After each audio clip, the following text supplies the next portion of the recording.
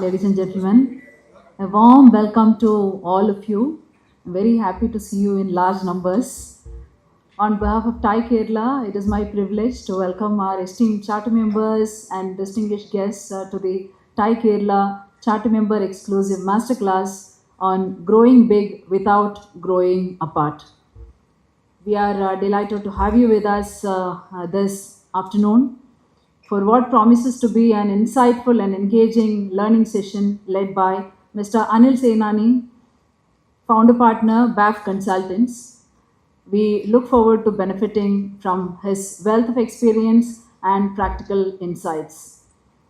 And to formally commence today's program, it is my pleasure to invite Mr. Vivek Krishna Govind, President TiE Kerala, to deliver the welcome address. Such a delight on a weekday afternoon to see a hall full of our very, very dear friends here, and we are all very keenly looking forward to both the sessions.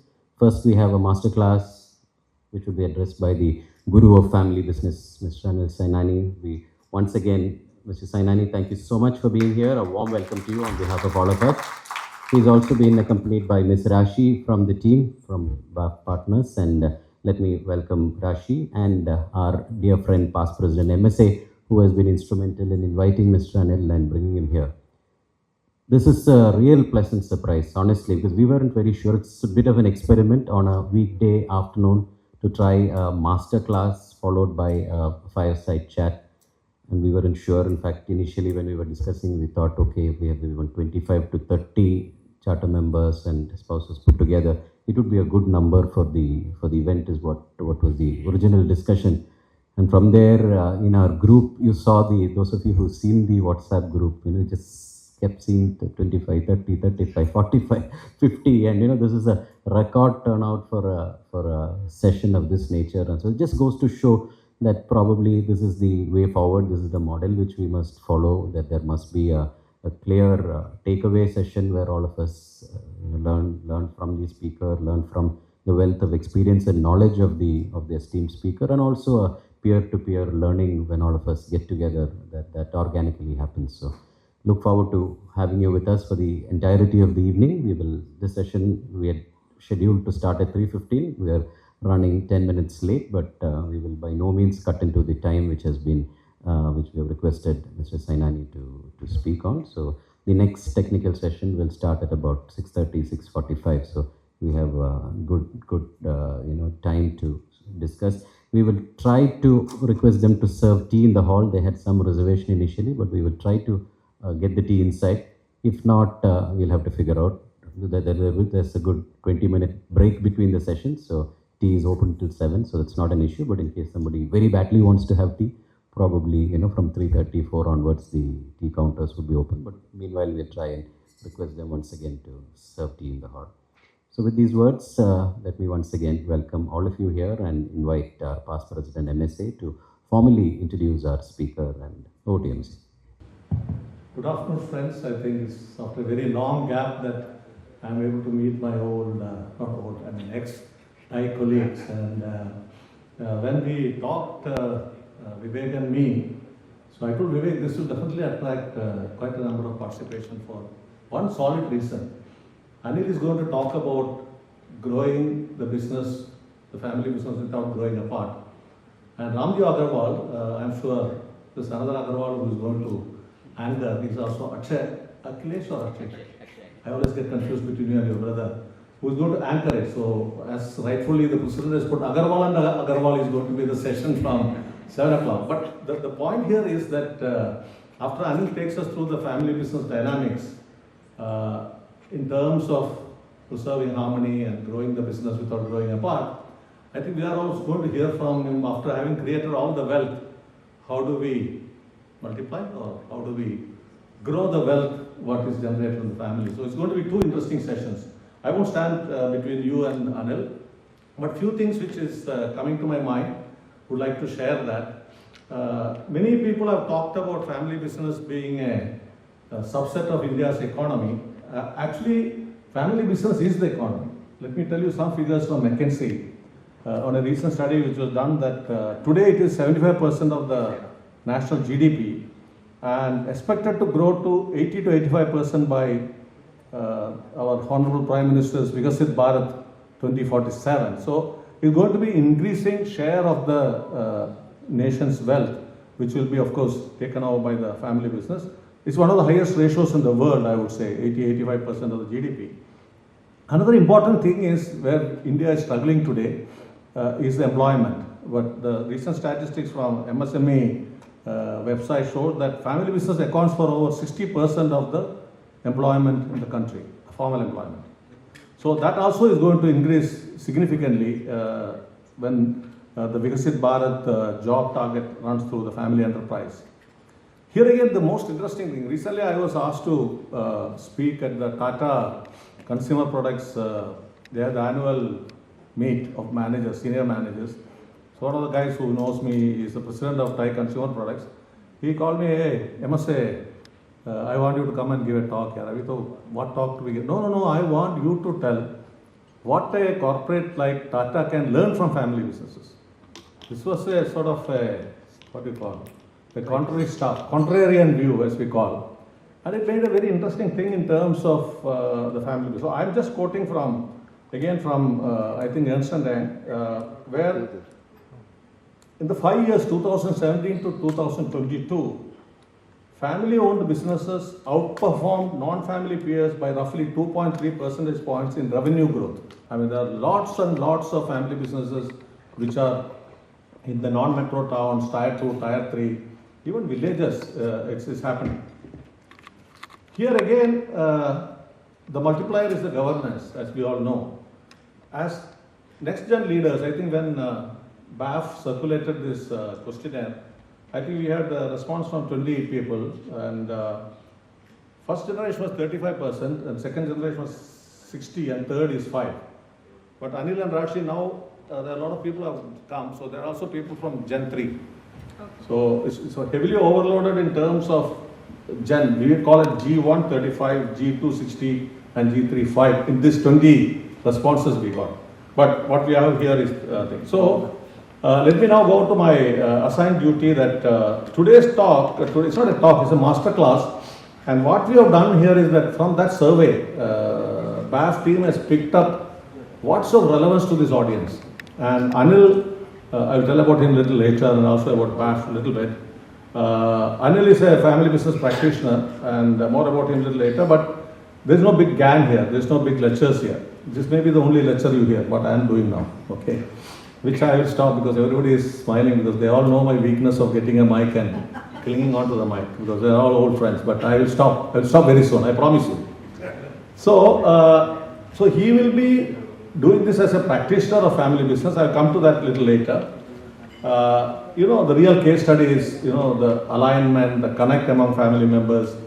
You know, there will be working content, not platitudes here.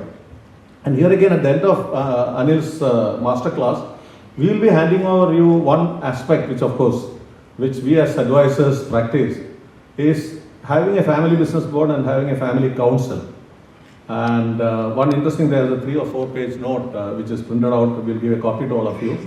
How to construct a family business board, how to formulate a family council, how those meetings take place, what is the practices, good practices there. So that will be kind of a handout which we'll give. Now, a quick thing here in terms of Anil.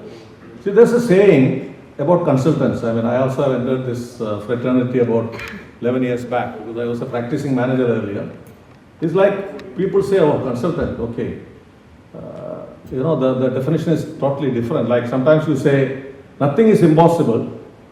Nothing is impossible so long as you don't have to do it yourself. So that's how sometimes people picturize consultants. But let me give a brief about Anil before we get into his profile. 25 years back, when he had the real experience, just hold on please. Just hold on to the first slide. Go back.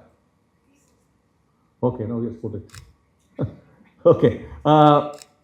Sainani family is a case study published in, first was published in ISB, Indian School of Business. Then I think it went to Harvard, right, Sanil? So this is a case study about his family, Sainani family. And it's in record, it's an official thing. And I don't want to get into the case. Definitely, this was something which Anil is was an IRS officer at that time. He went back to the family, his brothers, and resolved the kind of problems what Sainani family has got. And that is recorded as a case study. That's also recorded as a video, which you can Google search. What's the name of the video? Sorry? Triumph of Togetherness. Triumph of Togetherness. There are two, this thing you do, YouTube, you will get that whole story. Triumph of Togetherness, how the family transformed itself under Anil's guidance as well as his elder brother Sunil. So that is one. So he is not a person who has not, he has done it by himself. Second aspect I will tell about BAF is that I joined BAF only a year back. I'll tell you why I joined them. That's also another interesting thing. Recently, he promoted one of the team members as a CEO. That is, of course, Anil Sainani. And we always say succession planning is not a single event. You have to prepare the successor for 3 years. We give all these GANs as family business advisors. But Anil, I saw one thing in BAF, he practiced it.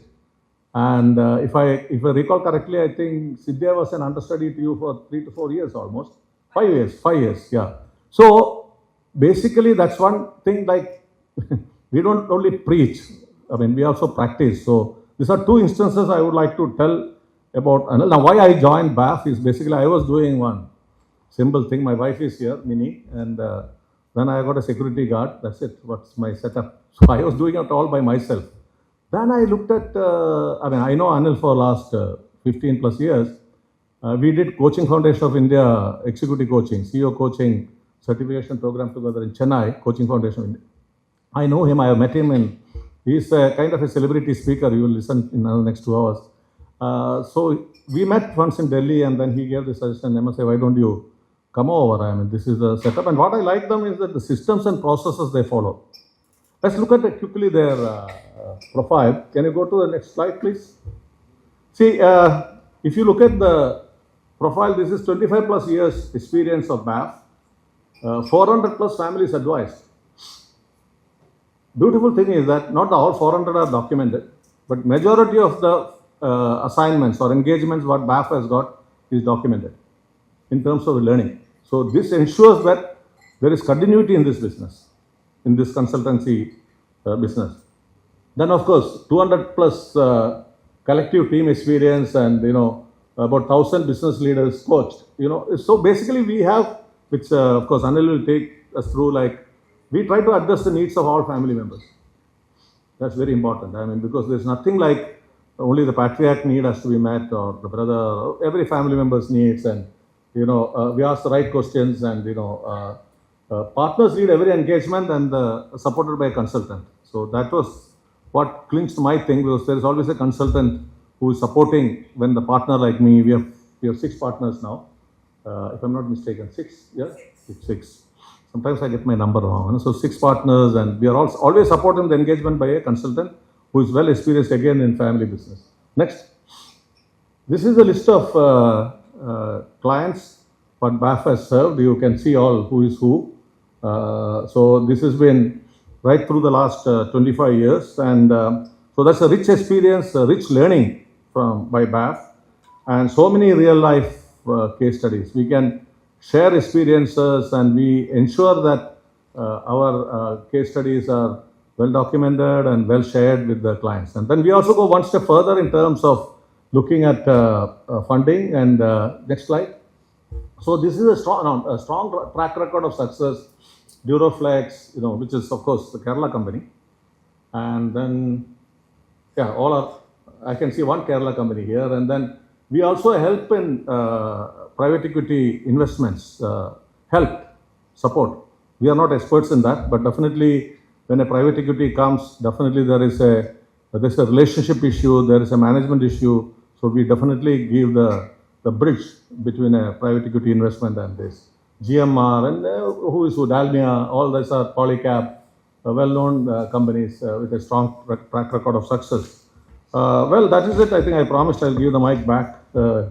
These are a book which is published by BAF or our partners, and very good reading and values, togetherness, mostly related to family connect and all that. So I think I will stop it here now, and once again thank Vivek and the TiE team and Divya.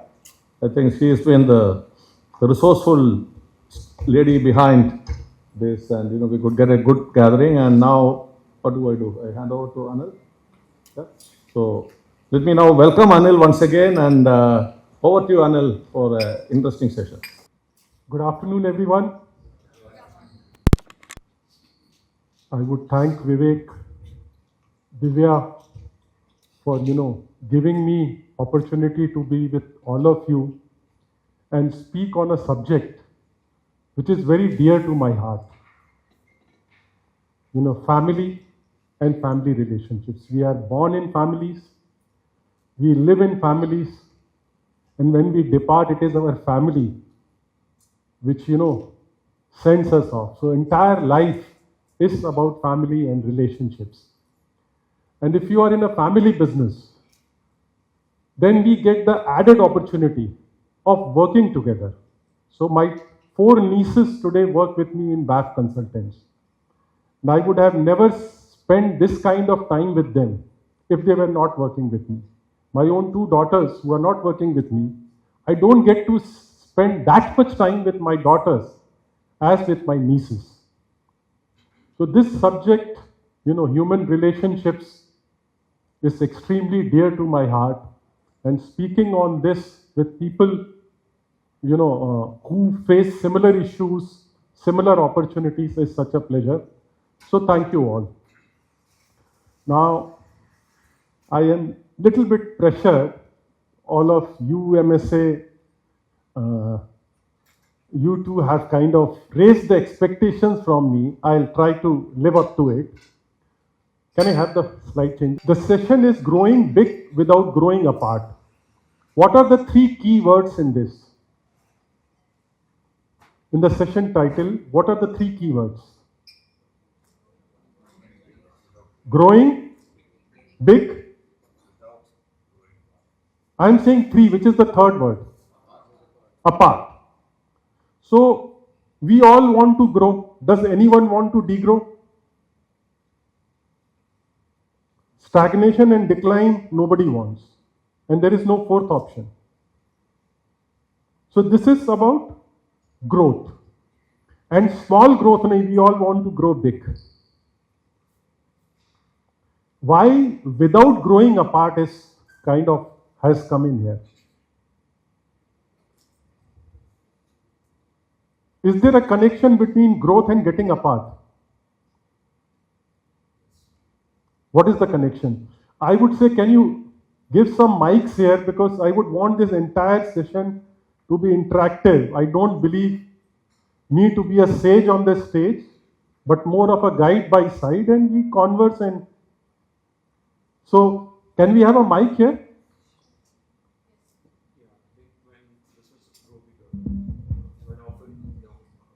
Are you able to hear him? If you can have some more mics. Yeah, it's quite common, I think, that when businesses grow bigger, they split and go. It's very, very common. It's happened in my family in the previous generation. So as we grow, the time remains same.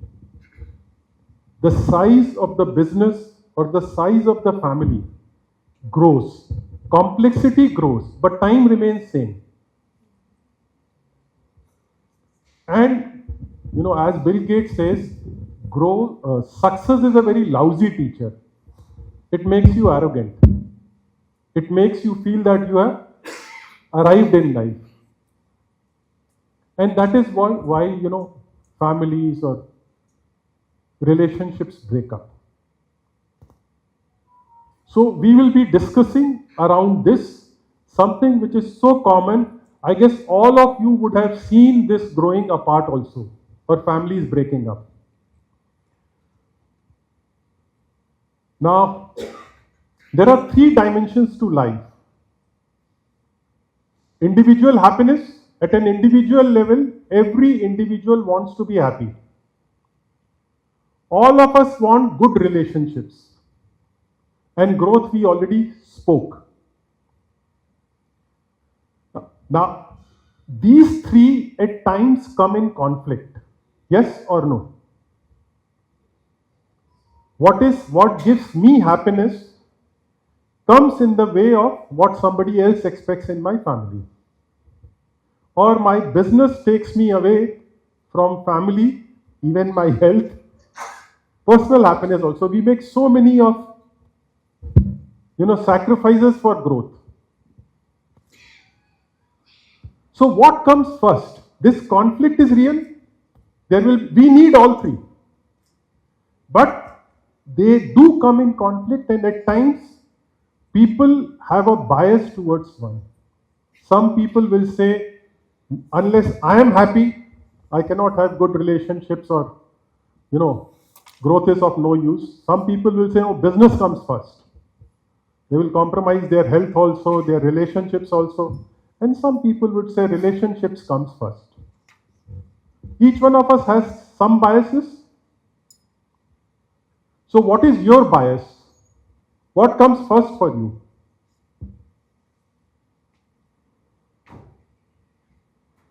Yes, ma'am? Family. Somebody for whom business comes first?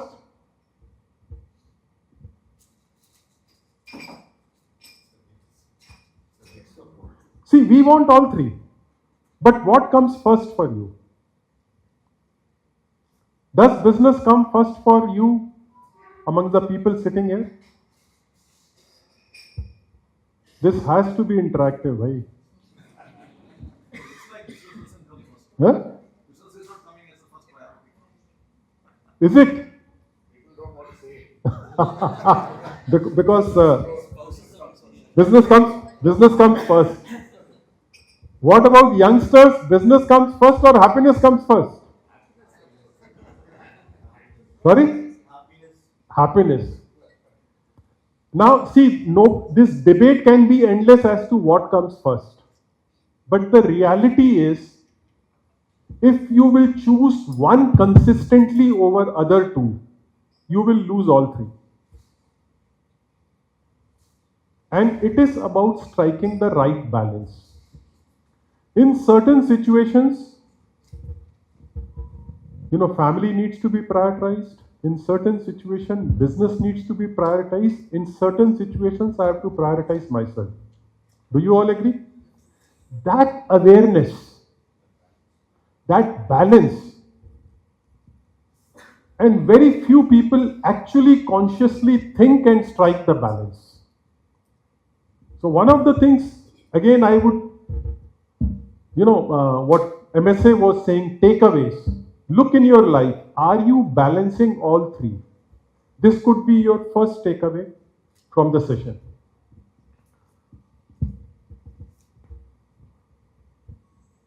What is our approach?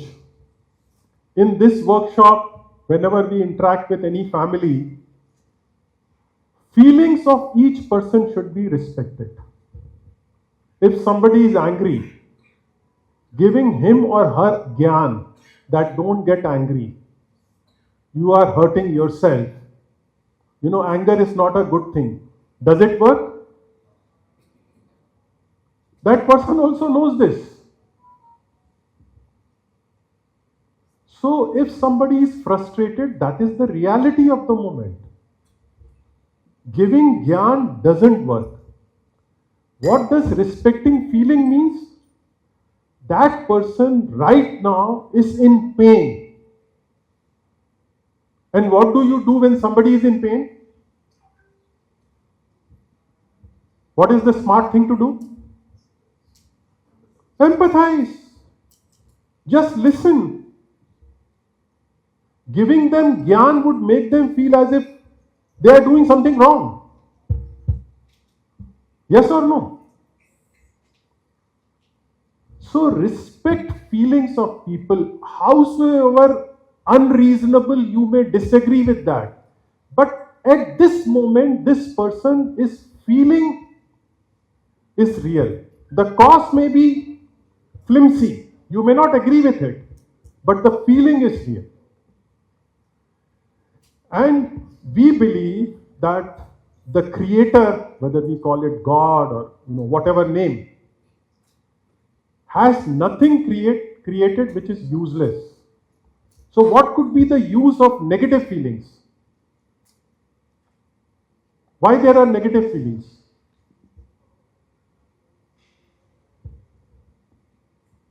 Speak up, bye. All smart, intelligent people.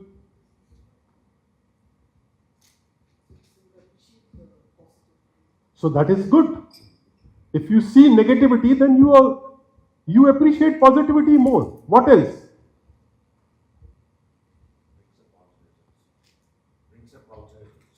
So when you examine how to deal with it, alternatives would come in. But most importantly, negative feelings are messengers of unfulfilled need.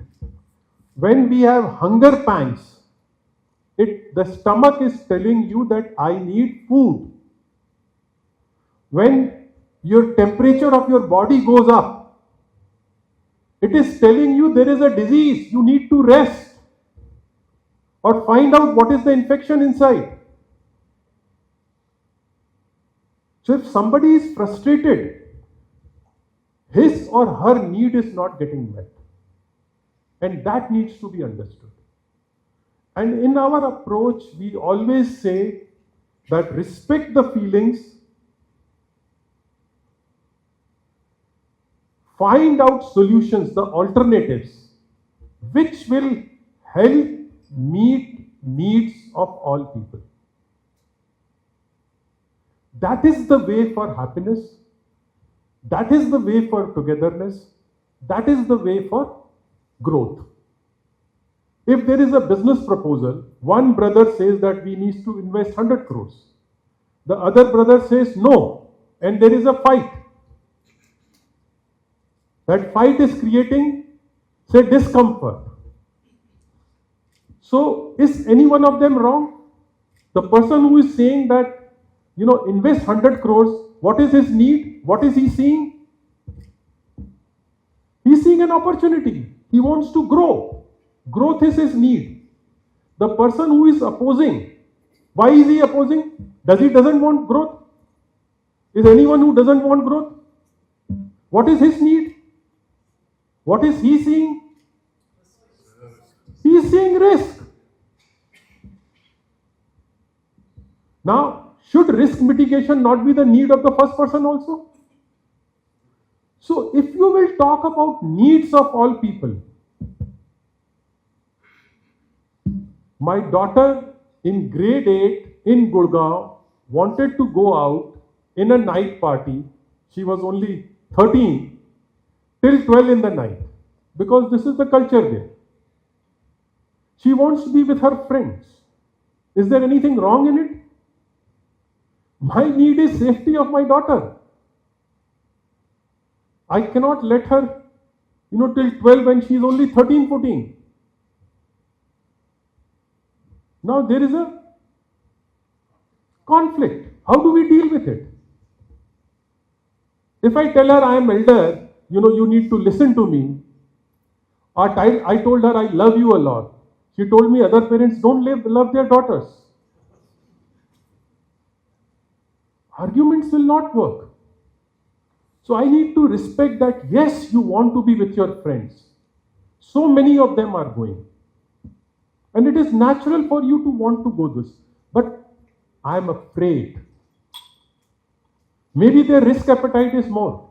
My risk appetite is not that much. And if I empathize with her pain, she will understand. Although I was scared when this thing was happening, that how she will see, will she carry this impression that dad doesn't care for me? Because that's a very tender age. Early teens, children tend to become rebellious. So extremely important. Again, I would say, think about it. Everyday life, not just in business, but every day, this is relevant. Now, what can you expect from this session? what we will try to give you is simple principles, which if you follow in life, it will help you address your needs. And all of us want happiness at a fundamental level, good relations, and growth. So how to achieve simple principles? And these are tested with so many families, so many professionals, they always work. And simple actions which you can take. We have designed this session based on, a questionnaire was sent to all of you, thanks to Divya. Where is she? She coordinated, we got 20 responses. So this, whatever is shown here is based on that 20 responses. That 60% of the audience in that 20 sample was from second generation, first generation 35, and third only 5. So maybe this is the ratio, or little bit second generation or first generation is more, I don't know. So these were our questions. Each person was asked to respond to all the questions which were given in terms of what are your biggest pain points or challenges. Okay, so the highest is for having the right team and people in place. The second one is professionalizing the business, meritocracy, accountability. Then a shared vision, values and culture, management succession, who will lead the business after me, differences in thinking, capability, working styles, ownership and wealth transition to next generation, balancing family togetherness and business growth. Few people talked of stagnation and decline of business, mentoring and developing the next generation. These are the pain points. These are the needs. Now to address these pain points again, then we had TiE. So we have summarized all these responses under 3 categories. First is balancing, first is communication. Because everything would happen through communication. Do you all agree? Some of the topics fall under the category of governance, which is like mentoring and developing the next generation. There are differences in capabilities. Wealth needs to be transitioned, thought about it. And balancing, what I said a little while ago. And in professionalizing, having the right team and people in place, having a common vision, identifying and managing risks, meritocracy, management succession. Does this cover your needs? Or is there something, because all of you have not answered. Those of you who have not answered, if you have any question, any area to be covered, please tell us. Or note it down as it comes to your mind, do let me know. Which are the next level of actions or topics? So this is what, again, 11% people said succession planning, 55%, that is 11 people, also said what investors look for in a family business if we want external funding. 50% people said how to plan and run effective family meetings, how to get best out of a non-family CEO.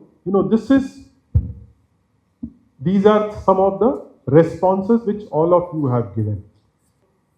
Again, I have put it under 3 things: communication, governance and professionalization, succession planning. Ownership succession will come under governance. Professionalization means management succession, both for family and non-family. Developing the next generation, a family charter, board members and their effectiveness. This is all part of governance. How to plan and run effective business board meetings, family council meetings should also be under governance. Getting the best out of a non-family CEO, what investors look in. This comes under professionalization. So all your questions, Rashi, go to the next slide, come under 3 buckets. Governance is segregation of powers and responsibilities. Managing a family is a different kind of task. Their emotions would play, equality would play. Tradition would matter. This would mean creating those separate platforms of board, family council, how decisions would be taken. All this is part of governance. Professionalization is doing what is right for the business. So herein, like in capitalist, business runs not on the principles of equality. Business runs on the principles of meritocracy, accountability, having the right people at the right place, and doing what is right for the business. The third piece, communication, we say is the master skill without which nothing works. It is through communication that if trust in the relationships get dented because of miscommunication or us not accepting our mistakes, it is through communication we can restore trust. Feelings need to be respected. So understanding feelings of people, understanding needs of people, all this will happen through communication. So whatever your needs are, they will fall in one of these 2 buckets in fact, and communication is the way to fulfill them. Whether it is this workshop or after you go out, whether this class or after you go out, who is responsible? We.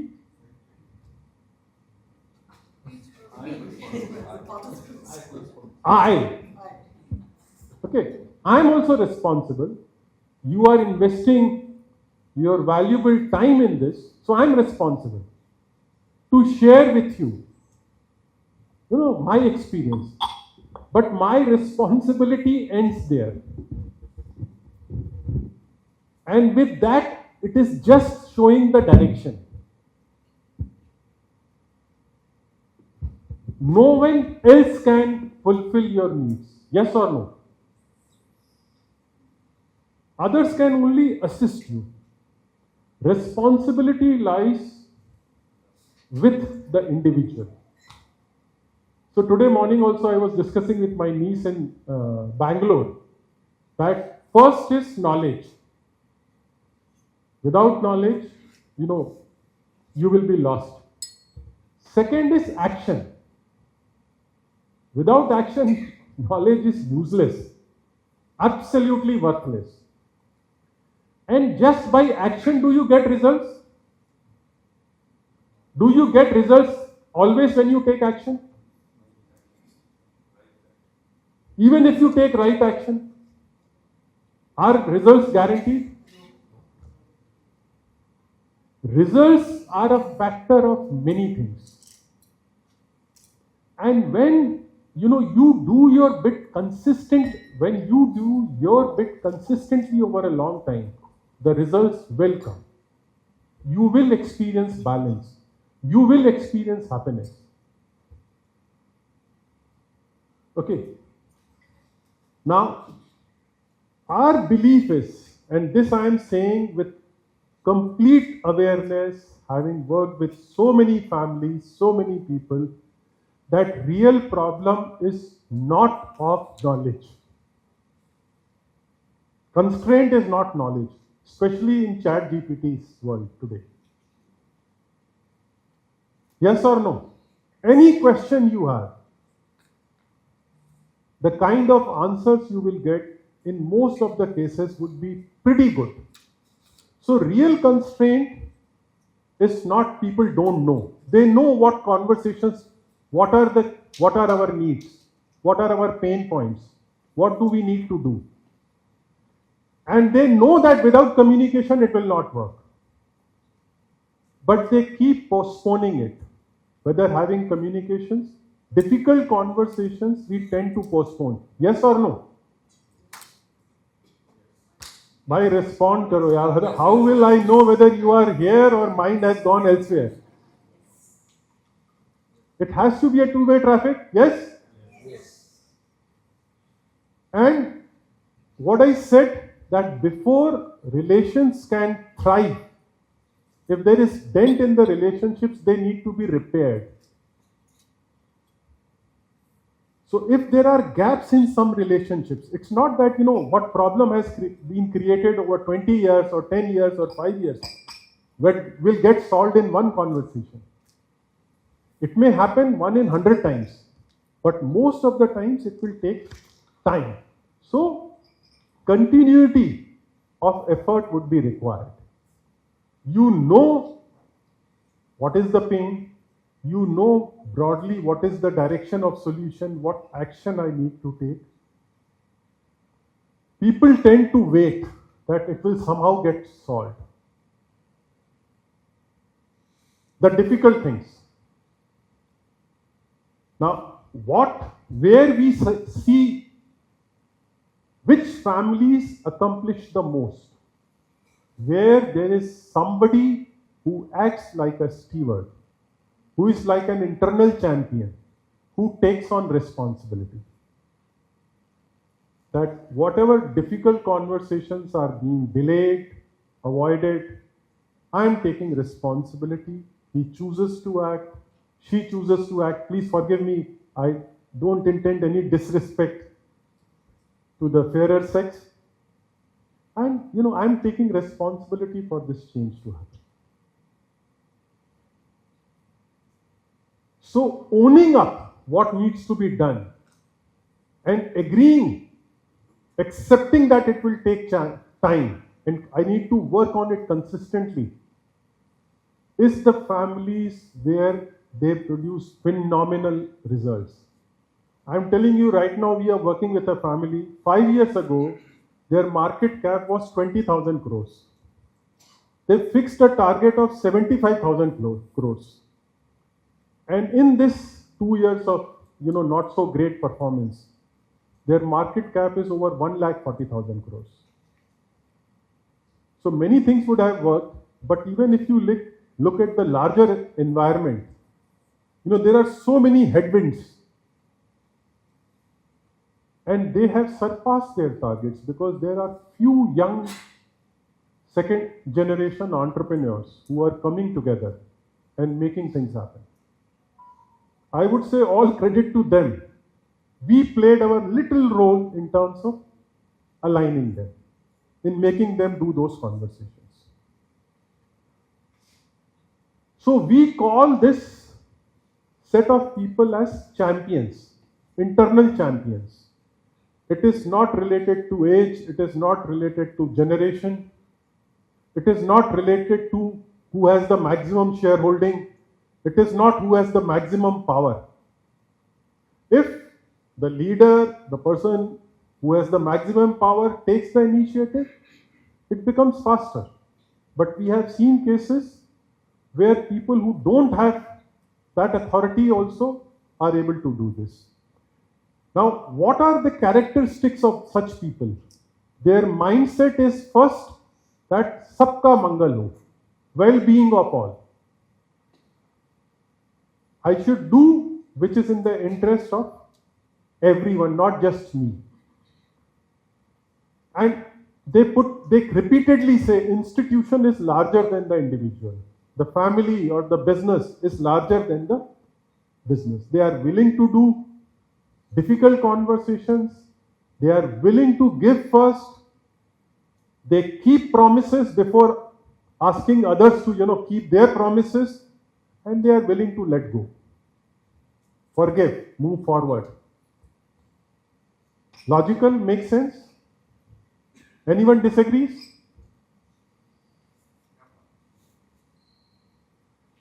See, it has been a long time. It doesn't usually happen that I speak so much and nobody speaks from the audience. I am feeling a little out of place. So who will help me? Something from your side. Is this making sense?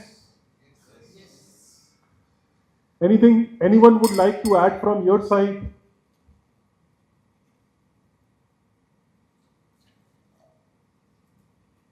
I think they can share their experience also. Yeah, anyone. Because Johnny, he was the family champion. There was no constitution and all that. So, no, true. We have done our constitution. We have been working on it, but there are areas where still there are differences of opinion, especially when the leadership changes. There will be new views. Okay. Constitution is like a New Year plan. Writing a New Year plan. By writing a plan, you don't develop the ability to live it. So rightly said by him. I think there is no family on this earth which doesn't have differences. Yes or no? There are no two people who perfectly communicate with each other. Yes or no? So it is always a work in progress. And these are the occasions when next generation comes in, or the current generation is transitioning. Those are critical times when these conversations become that much more important. Rashi, go to the next slide. Now, what is the real problem?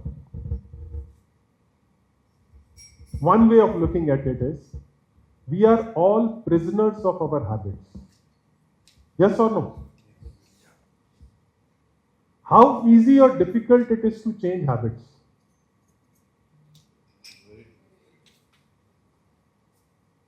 So, I had read many years ago, that changing, first you make habits and then habits make you. And changing habits is very difficult. If you drop H out of habit, a bit remains. So 20% also, if you are committed and you have taken action, it has 5 letters. A bit will still remain. If you drop A, the bit will still remain. If you drop B, it still remains. But if you drop I, then only T is there and the habit goes away. What is I and what is T in this?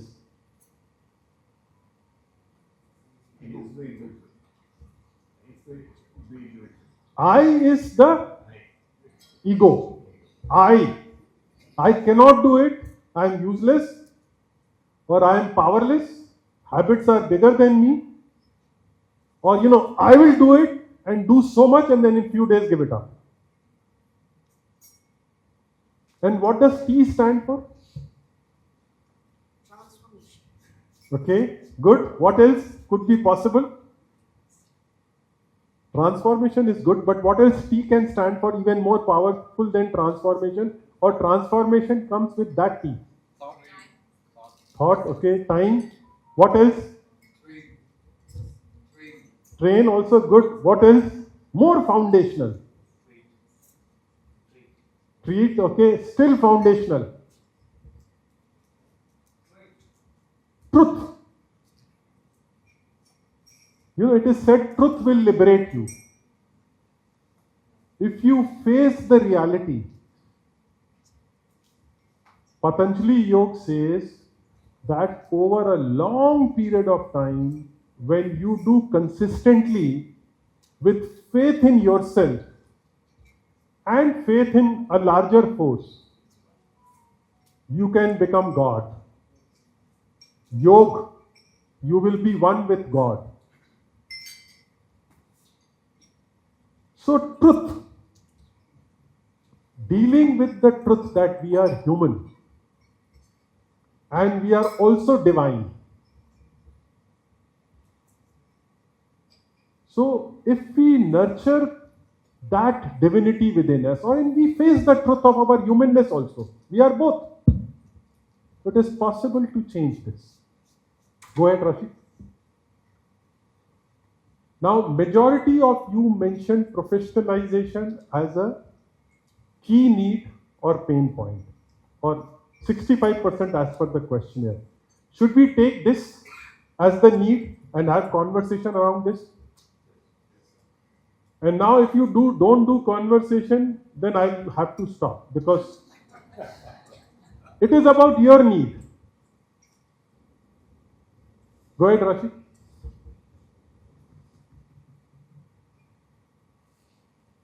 All businesses want more sales, more profit, EBITDA, more return on equity. Agreed?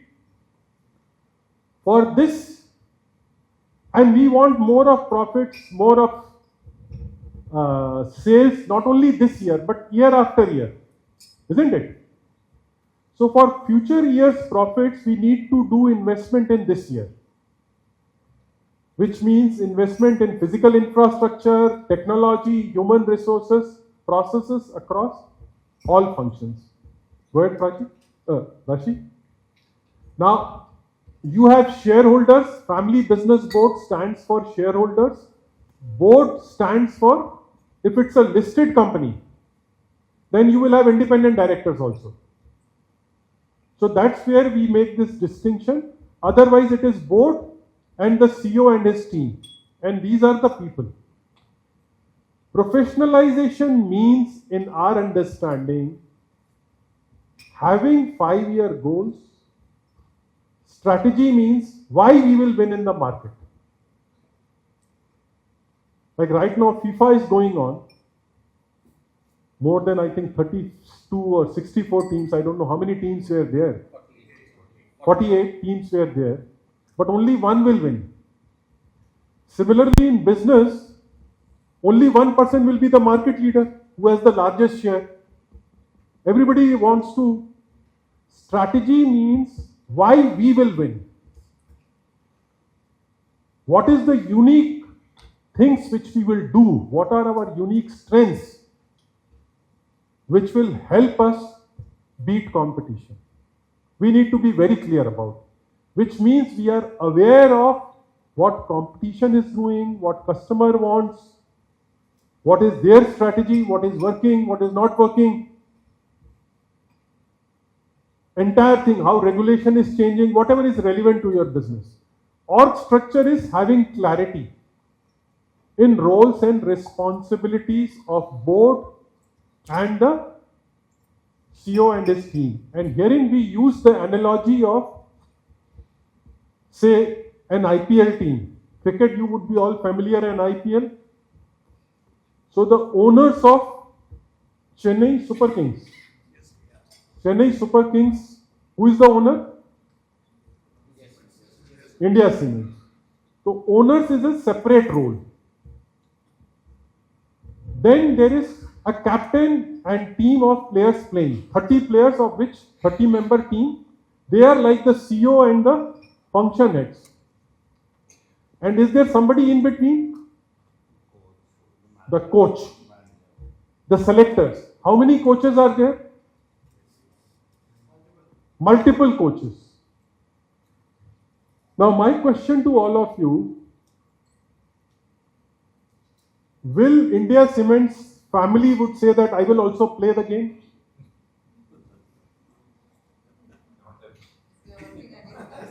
Sorry?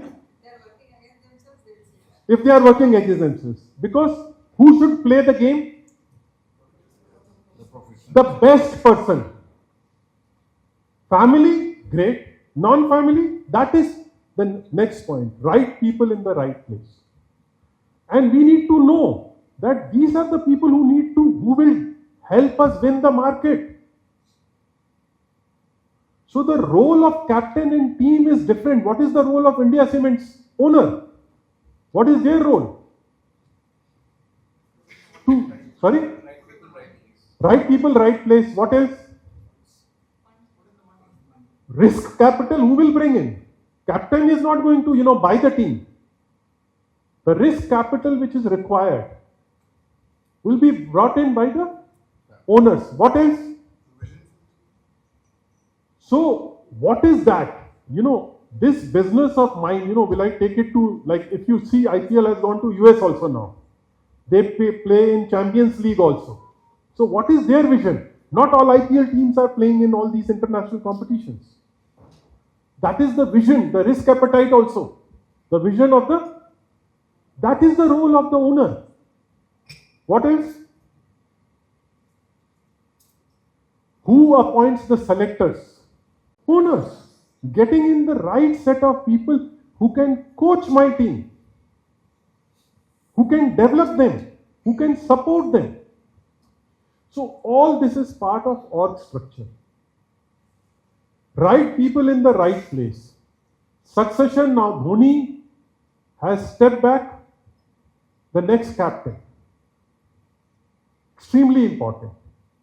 So key positions in my team, 1, 2, 3, that is succession. The planning, strategy and 5-year goals is long term. Strategy needs to be converted into this year's plan. That what we are going to do in quarters, entire year, first quarter, second quarter, third quarter, fourth quarter, and then how effectively we are reviewing what was planned and what is being done. How are we rewarding? How are we measuring performance? How are we rewarding performance? And how are we developing people? This is, Rashi, we go back. Alignment on all of this between the top 2, 3, 5, 10 people is critical to professionalization. And if the alignment between the top 2, 3 people is not there, will professionalization happen?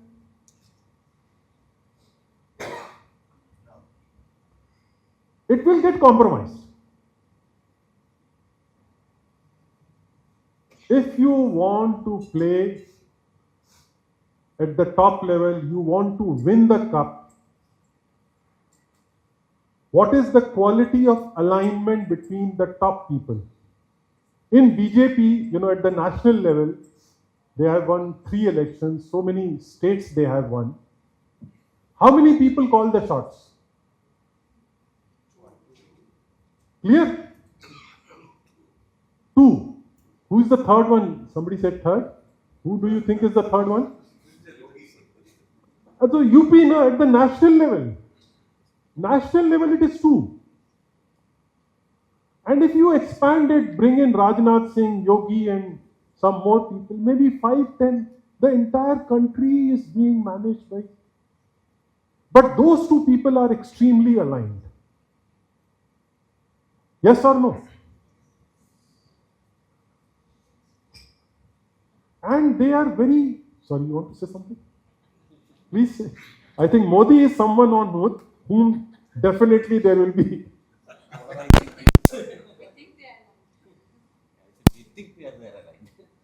So see, perfect alignment doesn't happen, yes. Perfect alignment doesn't happen. But largely aligned. Or better aligned than other political parties. Can we say that? So alignment is directly correlated to performance. Do you agree? And there is nothing called perfect. Is that fair? Okay, so alignment, if you want to professionalize or you want to raise the professionalization quotient,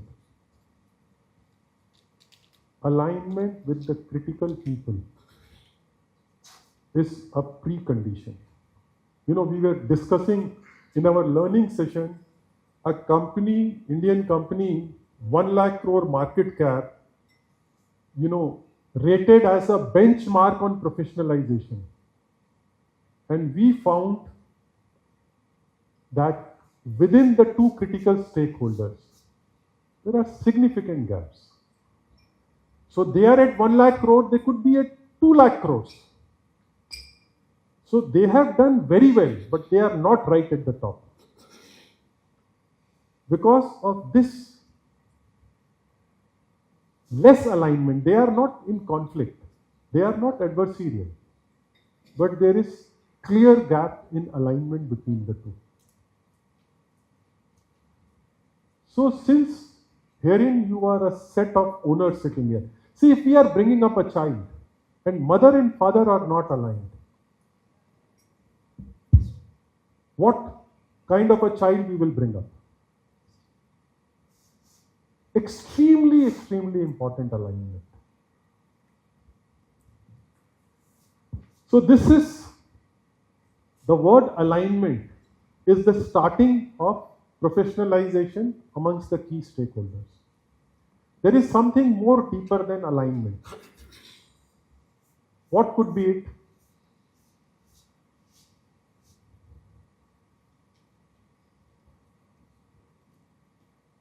In a family business, okay, values is very good. So there should be alignment on values also. Okay. When we say, here we have 5-year goals. When we say vision, it means values and goals. So alignment should be on values also. And values are very important. And what I am referring to is something related to values. What is that? Trust is foundational, and I think you have almost hit the nail on the head. It is the feeling of connect between people.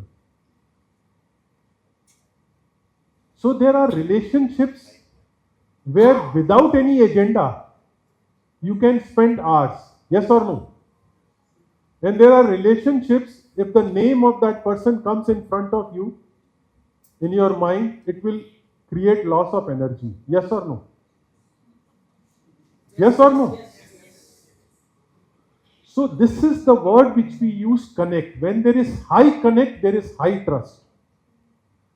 When the connect weakens, the trust goes away.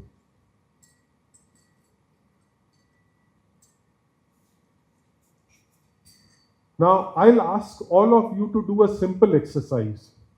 Write names of 3 people whom you love the most. Please write down. You all have pads and paper, no? Pencils and paper. It's here. Minimum 3 if you want to write more. Names of 3 people whom you love the most.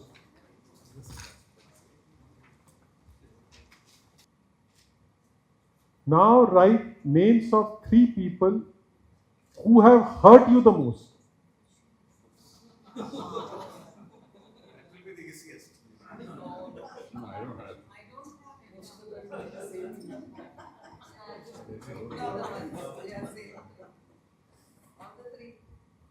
Now write names of 3 people whom you have hurt the most.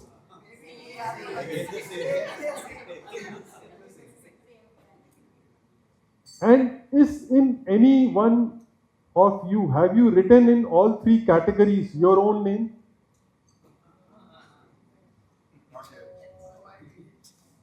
We love ourselves the most? Yes or no? We hurt ourselves the most?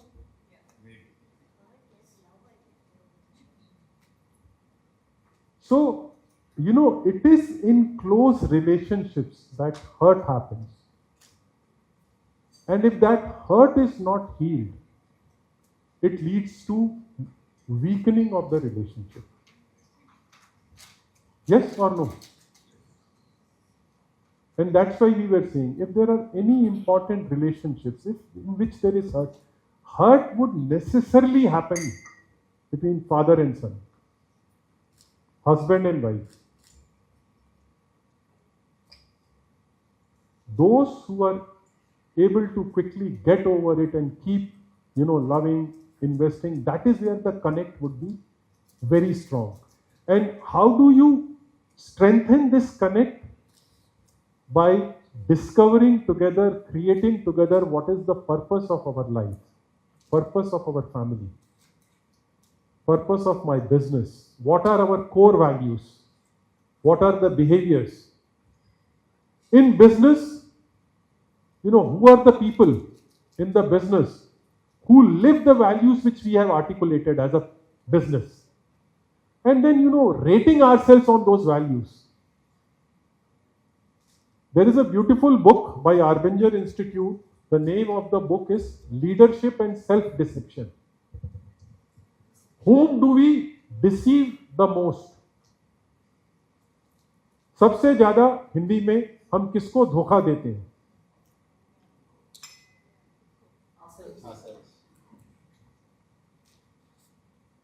So, doing a values rating, feedback.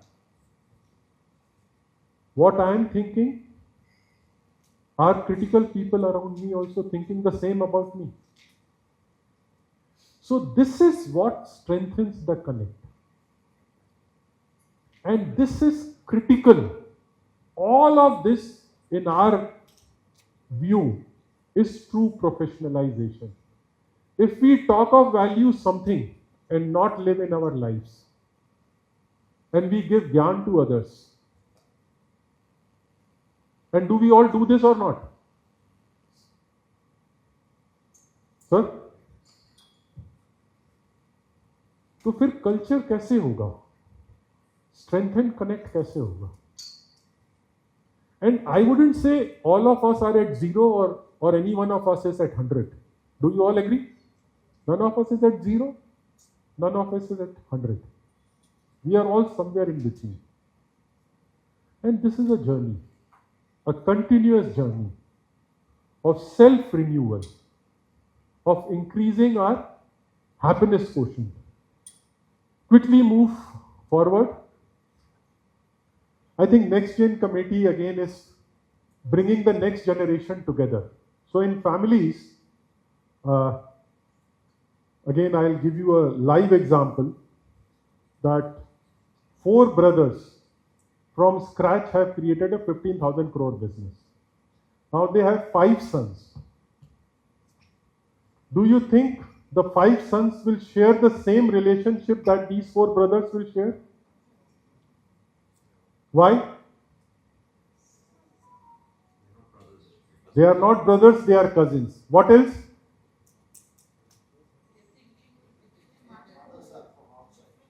Mothers are from outside, thinking would be different. How do we solve this? How do we solve for this if we are saying that, the next generation, the cousins should also align and move forward? How do we do that? So like you have a TiE where all of you connect with each other to learn on entrepreneurship. You make relationships. Create a next generation platform that they meet amongst themselves. They share with each other what are the challenges they are facing. And they be support to each other. What happened with the brothers because same mother, same house, now you are prosperous, all are living in large bungalows in different part of the city and countries. If you don't create this platform, how will that connect happen? So that is next generation council, I would say. Committee is a little different. And then at times people take services of external experts as you grow the business. Let's move forward. So governance, we say, is about separation of powers, and professionalization is all that which is on the right. This is how we look at this at BAF. So, slightly controversial and a little contradictory. No, please tell me. I'm just going to put it on the table, but Yeah. more to get your point of view. So, I've been a career professional for 30 odd years and mostly worked. I've never, I'm an employee person who's worked in Family business. Businesses that were run Okay. by families, Okay. right? Okay. I've noticed very often that in the quest to get professional, you bring in big names, fancy titles, fancy degrees, all of that. What I have noticed on 3 occasions in 3 different companies is it's been a little counterproductive. And the reason I say it's become counterproductive is these professionals come with their own agendas. One is it's short term. right? They're into, get a couple of years, quickly grow, get their salaries and move out. So the end goals or their investment in the company is not the same as a promoter owner for sure, right? Two is you come in with your fancy degrees, you come with these pre-learned things like your IIMs or XLRIs. You're trying to plaster a particular, I don't know, a particular kind of org structure, which mostly is self-aggrandizement. You want to create lots of layers so you become important, right? You give yourself a fancy title, you have 20 layers below you, they've got 20 layers. It makes you self-important. All of them, these things have actually blown up and not quite worked for the well-intentioned old-time promoter who brought in these people to professionalize, but the professionals came with their own agendas, actually messed up things. And these are all the big five consultants. You can name all of them, right? BCGs in the world come, do all of this.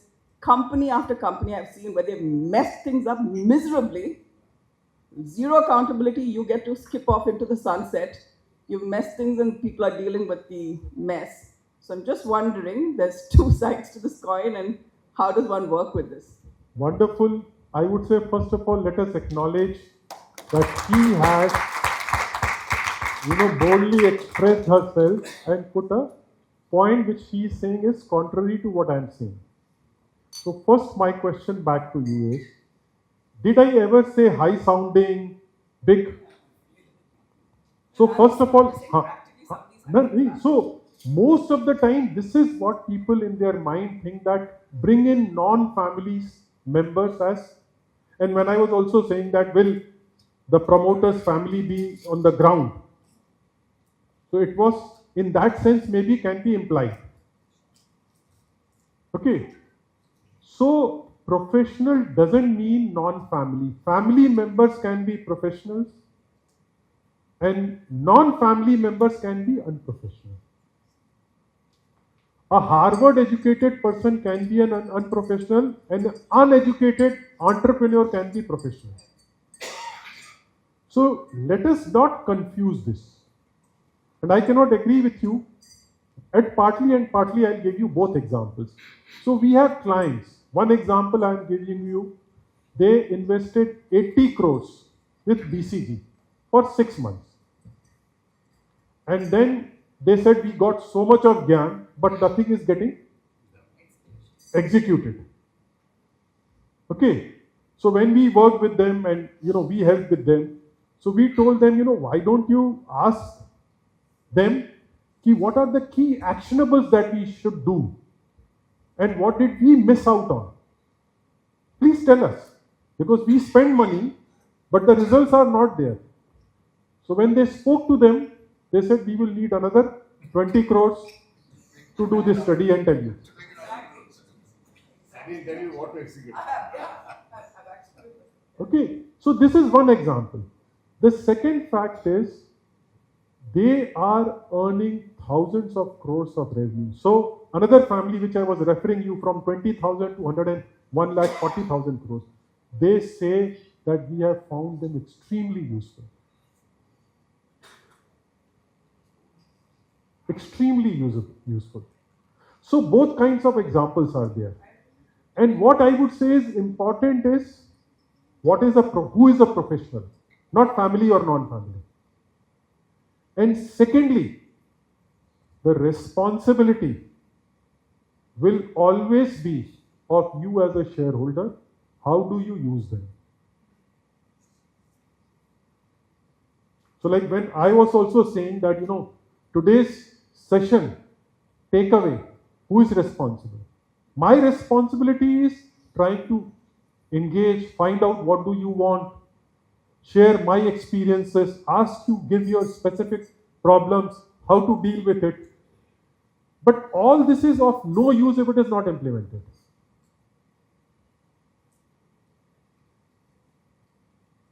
So again, I would urge that, while we are talking all of this, please write down, what will I do? What is my opportunity or challenge?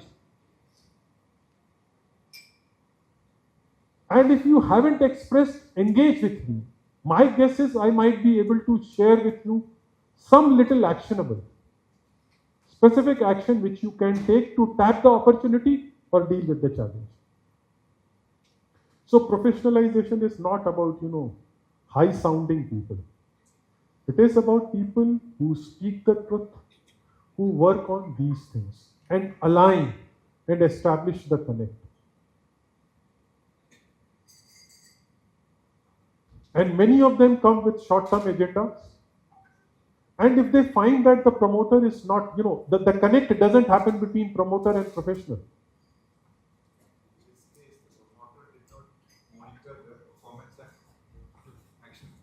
I would say, I really don't know. I know one thing, Dabar's hired Meenu Khanna, head of Procter & Gamble. Meenu Khanna came, it's a Harvard case study, brought in his high-paying professionals, and in 100-year history of Dabar, first time they had lost. So they came back. After that, when they fixed it, they brought in, at the time of Meenu Khanna, Sunil Duggar had come in. He was promoted to the position of CEO. He remained with Dabar for 18 years. And the market cap of Dabar during this 18 years went up from 1,000 crores to 70,000 crores. And they all stepped back at the time of Meenu Khanna also, and at the time of Sunil Duggar also. Now, if I were to ask you one skill which is most important for professionalization, what is it? Or for your life's happiness, togetherness and growth, one skill which you should master it. So, Rashi, go back to the previous slide.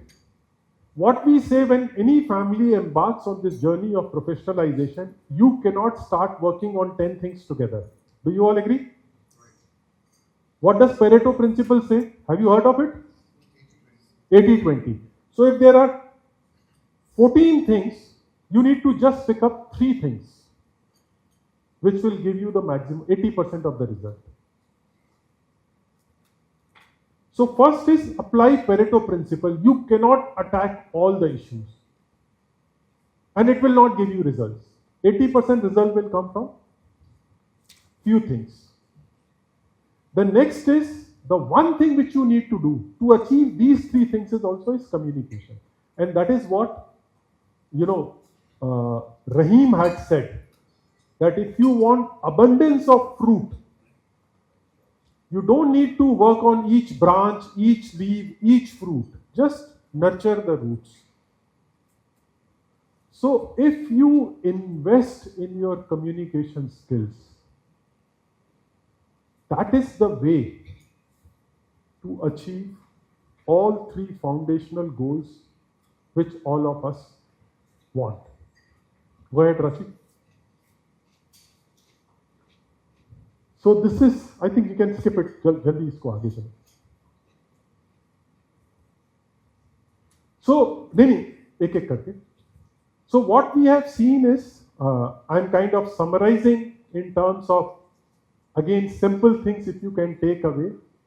High degree of trust, respect and genuine care among the top leaders. Is it getting communicated? Is it being felt? Yesterday I was in Raipur working with a very successful family. In that family, there is a boy. His uncle loves him the most. He has really taken care of him. But this boy is scared of his uncle. Scared of his uncle. Okay, and there is a huge gap between the two. So the reality is not that the uncle doesn't love. Facts are that he has done phenomenally for him. The other cousins were saying, no other person will do it the way uncle has taken care of. But actually it is not being experienced. So is it there? Next. Open and judgment-free conversation.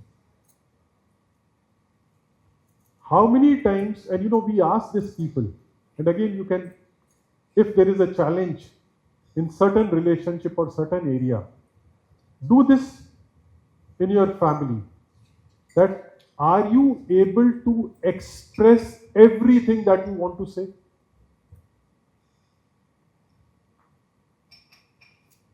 What do you think you will get the answer? Will you get 10 on 10?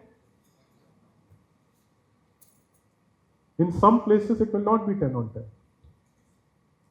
So if that openness is not there, then that means there is somewhere some gap. And if the issue is not coming out, how will you resolve it?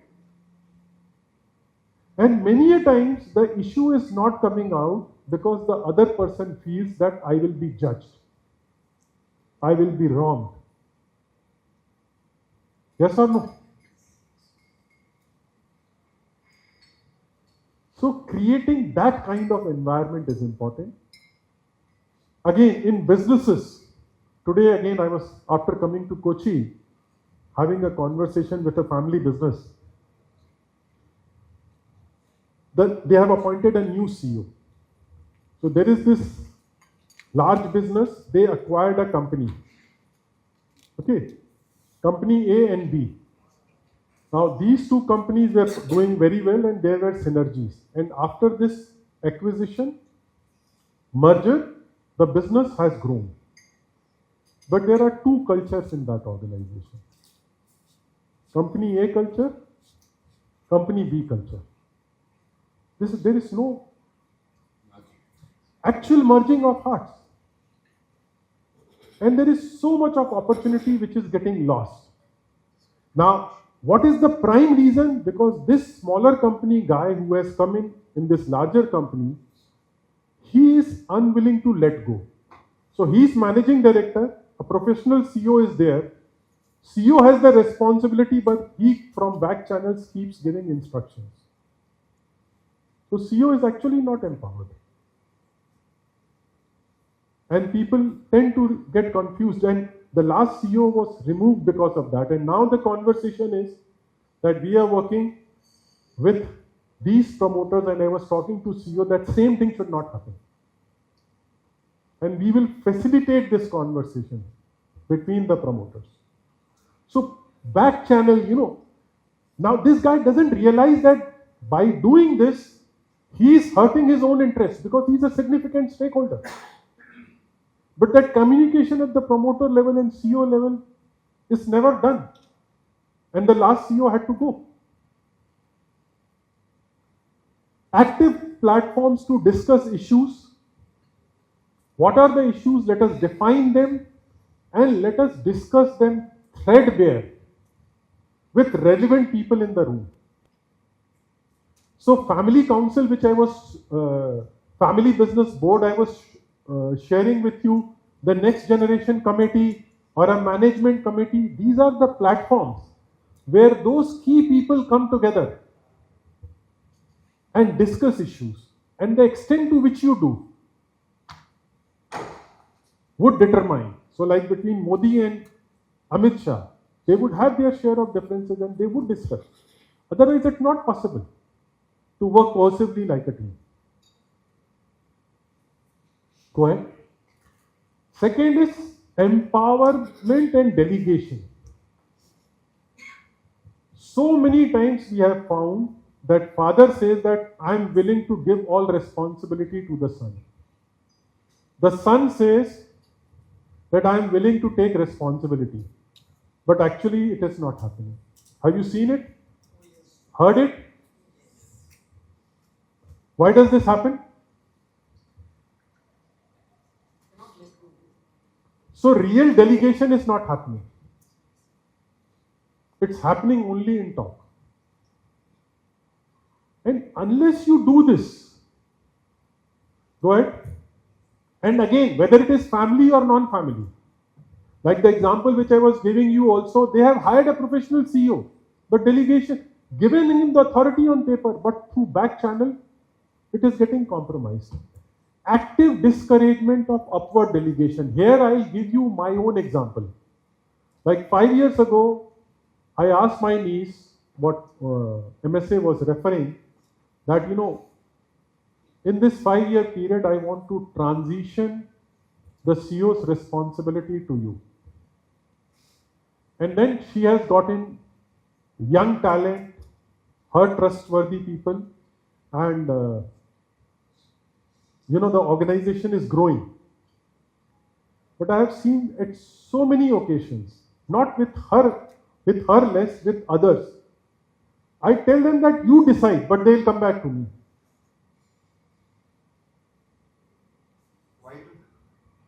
Why do they do that? I'm saying, you tell me, why do they come?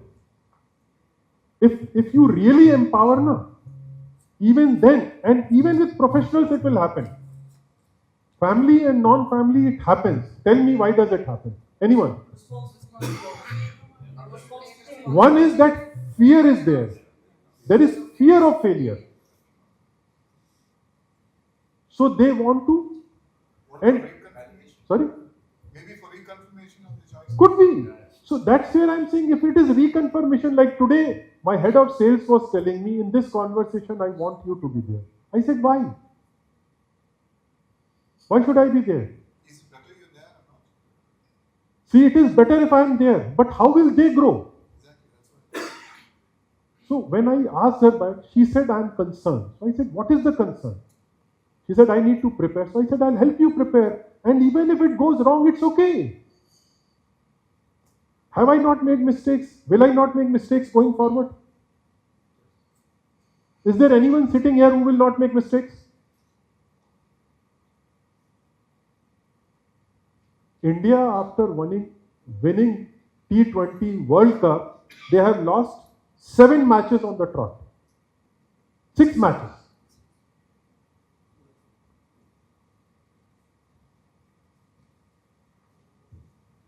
Same coach. So results are not in our hands. We can take action. And people are, if you truly empower them, and you have right set of people, capable people, even then fear would come in.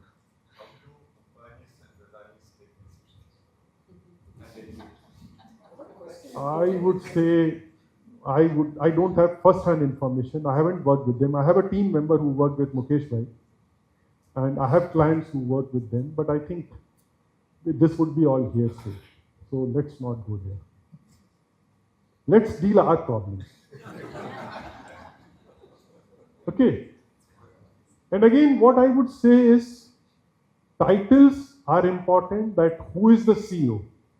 But a lot more important than that is, who is responsible for what. So doing communication around this, those families where at the top level there is this judgment-free environment, where people can open up. Care is there and it is getting received. Roles are clear. Empowerment is actually happening. Upward delegation is being pushed back. That is where professionalization and governance would get strengthened. Go ahead. So, we all said communication is the most important skill. Let us define communication. What is communication?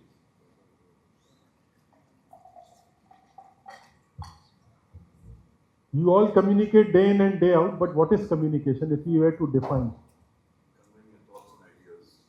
Sorry? Conveying your thoughts and ideas in a way which the other person can understand. Wow. Beautifully said.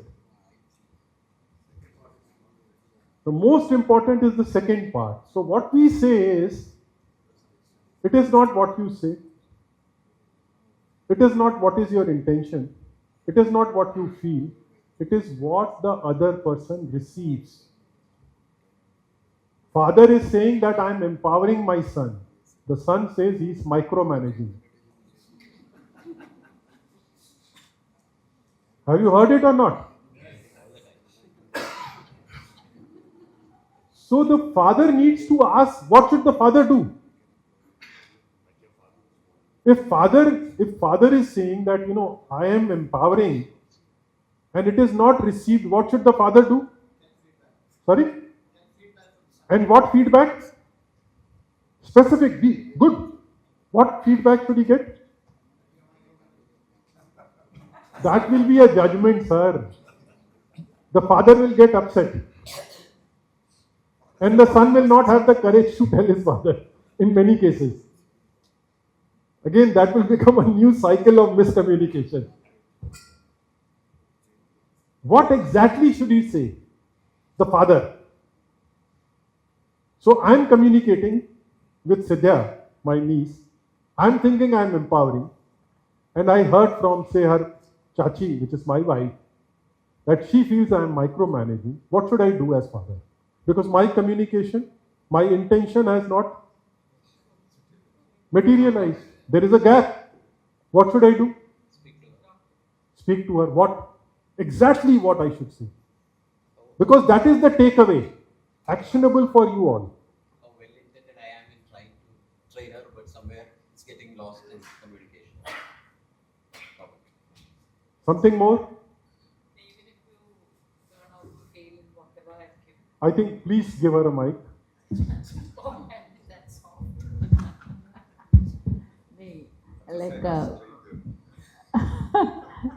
You can tell her that even if she fails in anything, she need not fear because your support is always there. The question is not about her fear. The question is, Yeah. I think I have empowered. She thinks that I am micromanaging her, not fear of failure. The question is, can you see right now the miscommunication? She is answering a different question. Okay. Can you see that?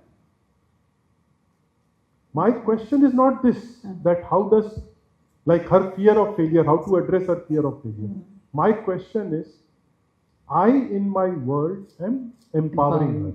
She is feeling I am not empowering her, I am micromanaging her. Then what do I do? You should go on a holiday and ask her to manage the business. She has to go back to a reference. Is it a good idea to go on a... Anil, she's my wife. Someone else? Before you first I think next generation. And he has done it, but son hasn't done it in the past. Father has done unknown things in the past, the son hasn't done it. what is right here?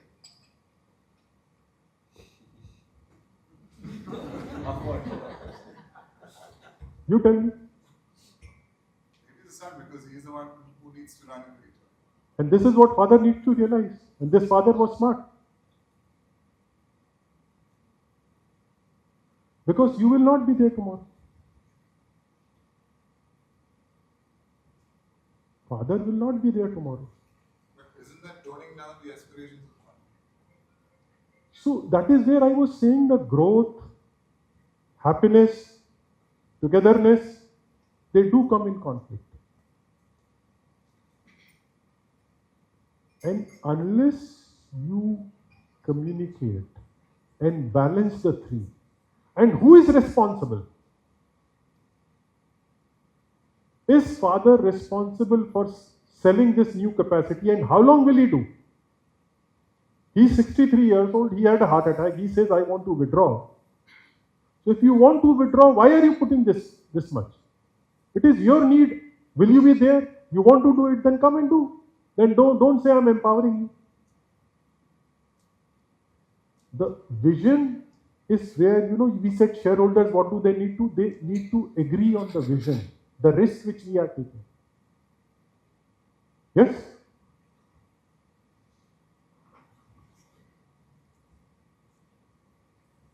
So communication is what the other person receives. Again, if you take away this from the session and start seeing, and it's very simple to do. Whenever we communicate, if the communication has gone wrong, what happens? Are we able to see on the face of other person? Yes or no? So if the other person is uncomfortable, ask him, ask her. I could see that, when I was talking about Narendra Modi, Your expression, ma'am, was changing. Little bit. So you have a different view. Let me understand that.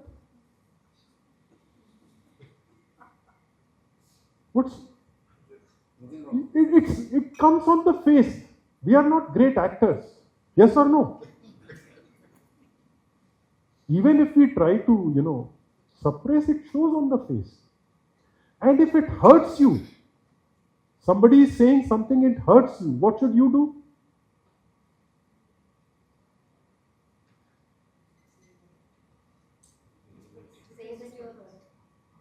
Before you say that you are hurt, what should you do? From a communication point of view. Before that, from a communication point of view. Sorry? Is the other person wanting to hurt you? So, first of all, find out that what did you say? I have understood this. Is this correct? The person may tell you, I didn't say this. Say between generations. Mike, please. Hurt aspect. Please bring closer. Everybody should listen. So, in an Indian society where we have generations talking to each other, there is a lot of other things than just understanding each other. Okay? So, the elder generation can feel hurt because they feel there's lack of respect, which is not actually most probably the case. There's a way of the younger generation speaking to the elder generation. When you say that, you see, we never spoke to our father like this. How can you speak like that?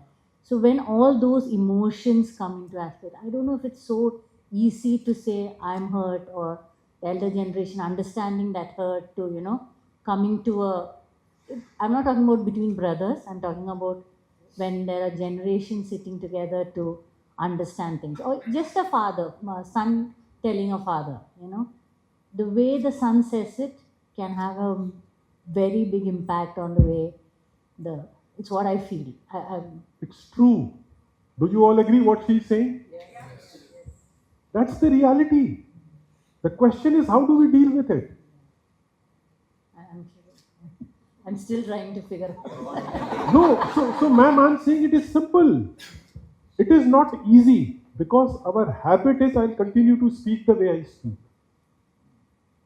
If by my speaking anybody is getting hurt, and I am of this generation, if those youngsters sitting there, my question to you, if you get to know that the way you speak, the other person feels disrespected, what would you do?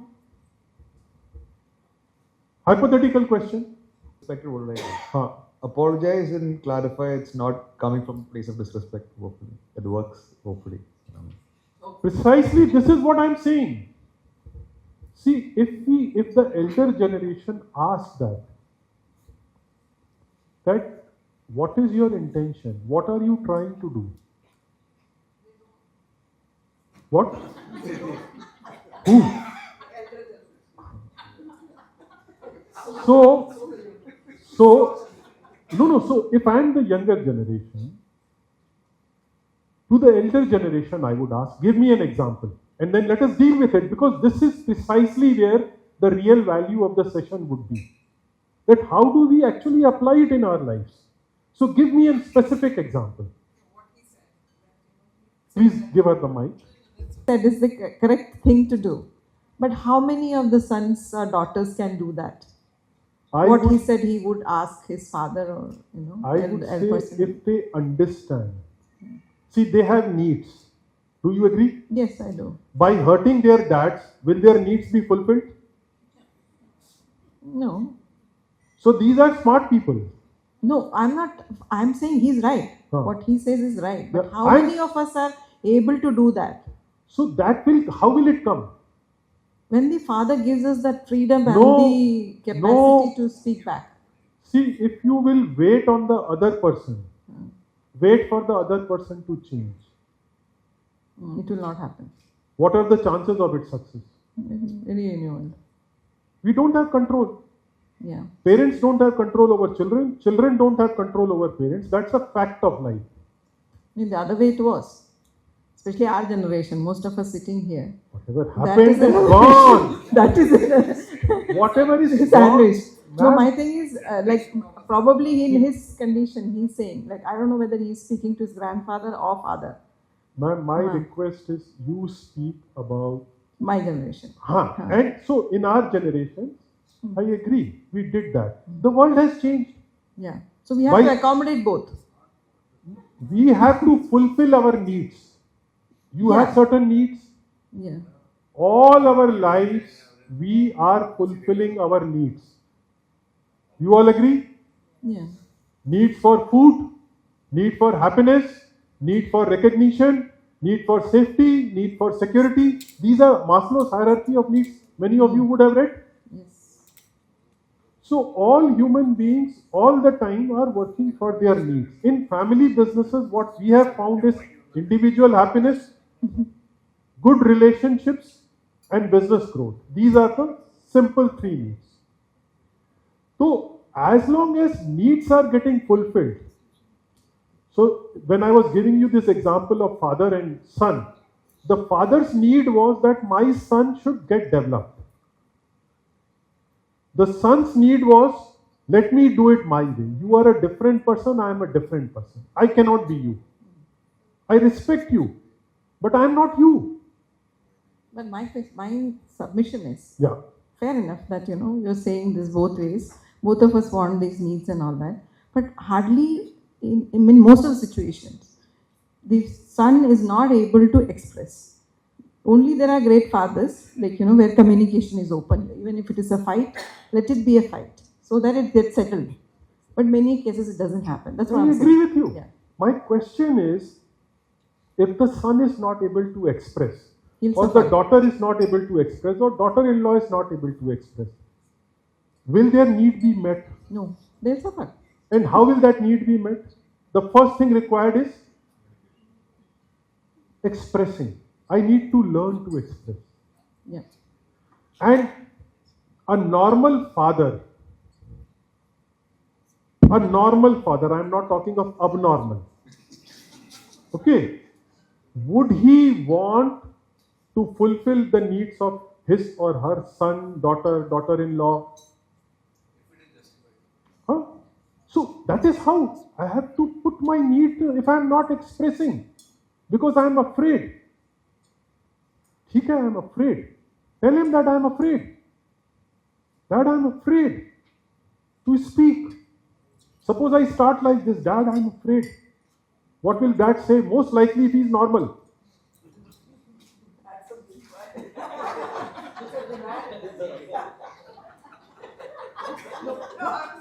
Who decides the norm? Yeah, that's the problem. Like, everybody comes to their own eccentricities. I know how it is. My request to you is, so yes, there are psychiatric cases. That's a reality. In both generations. So stress levels are pretty high. Communication is poor. Understanding of, I asked that question in your list, where are you there also? Huh? But the reality is we hurt ourselves. We are not compassionate with ourselves. And that is why this mental health. But abnormal, I wouldn't say. Abnormal are few.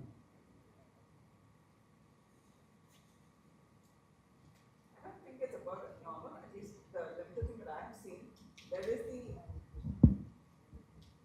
There is the original creator of the business who's gone through a journey which he believes that is, very unique to him. He often doesn't believe that the next generation really gets it. And that's where the disconnect happens, because, they're coming into privilege, they're coming in without going through the hardships of what he has gone through.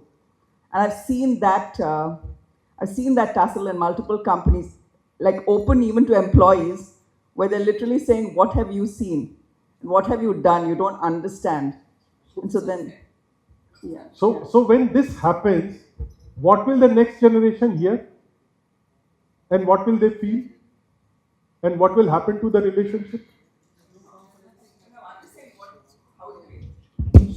So this is no the judgment on either side. I'm just saying it's not eccentricity. It just plays out like this. So the question, this is where miscommunication is happening. This is where hurt is being caused in the most, and this is the tragedy of life.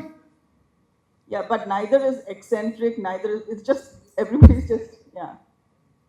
And I'm saying there is a simple solution. It's not easy. Because habits are old. I'm used to not speaking up. So if I'm not used to speaking up, my habit is to suppress myself.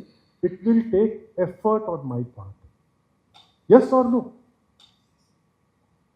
If the father's habit is to dominate, but the day he realizes that this domination, through this domination, I'm destroying this relationship, it will affect my business, will he be willing to change or not?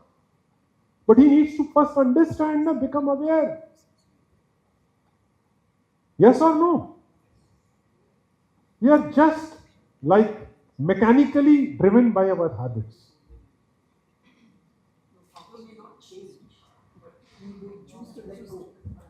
So that is change now. That is the change. I wouldn't say, in some case, yes, but I would say, in my experience of this sample of 400 families plus we have worked with, the father would find ways, like the example which I am giving you of this father. You know, the bank loan was fixed, some orders were also placed, but then he said, no, at this cost I don't want growth. And it may so happen that, this plant, this conversation which I am telling you is 1 year old. In another 1 year, maybe the son will agree. From your experience, who is more at fault, the older generation or the younger generation? So one of the things which I said that if in communication you will go into judgment, the communication will be dysfunctional. We should go on what is the need of the father, what is the need of the son. Generic things doesn't help. And I would say individually, sir, we look at our examples, what is my need? Because, professors, consultants, they will give you this data, that data. Of what use it is? I have to solve my problem now. There are a lot of real life examples where what Anil is telling, where we do this. The father wants to support his son, but father feels that son is not fully ready to take it on. Okay, but to keep the relationship going, he will tell the son, you are very good, so you should do this, and he doesn't delegate. So one way we do is to give an alternate frame of reference to the father. Look, if you continue like this, things will not get normalized, number one. Number two, the son, I'll give a clear example. The father tells to the son, look, all major decisions you should involve. He doesn't say what are major decisions. All major decisions you should involve me. Don't do yourself. The son thinks, what is my father doing now? What are the major decisions? So again, communication, what the son receives there is that he doesn't have trust in me and matter over. So we have to facilitate the conversation between the father and son in a manner that different perspectives are told both to the father and son. And there are sons who will sit there and say, my father is useless. I have heard this. My father doesn't know how to do business. So I used to look at him. He has got a, E-class Mercedes Benz. He has got a big bungalow, all done by father. So you are enjoying all this, but your father doesn't know anything. Who created all this? So basically there is mistakes on both sides, But at the end of the day, it is difficult conversations which an advisor has to enter into both with the father and son and try to give them different perspectives. Otherwise this, and again one thing which Anil has mentioned also is the body language. The way, I'll tell you, I have a son who is 45 years old. And my father, for example, I can't drink in front of my father. I can't tell, hey, cheers to my father. My son lands, he works in Singapore, he lands at the airport itself, he'll ask me, Dad, It's about 11 o'clock in the night when the Singapore flight lands. How about a drink after we get back home? So this is somebody mentioned, I think, the generational difference. I can't ask my father, and there are a lot of people in this room who are G3, G4. I know that they are G3, G4 who can't ask the father. But if it continues like that, then there is definitely a catastrophic, where there is no progress further. So there's no magic wand, but there's only powerful conversation enabled by a third party, because it just doesn't happen. Okay. Also, there are a lot of G4, G5 here, generation 5. Krishnan, your generation, you spoke already. You're G5, generation 5. Paul, G3. There are G4 further here, G4, G3. So it will be interesting to listen to you guys, any perspectives. You already spoke. Find it difficult to talk to the father, right? In fact, now I would say, because we said communication is most important, tell us an issue and a situation, and how should we address it through communication. We have created a master tool. Rashid, straight away get into the master tool. Yeah, just hold on here. What we say in communication, there are 5 critical components.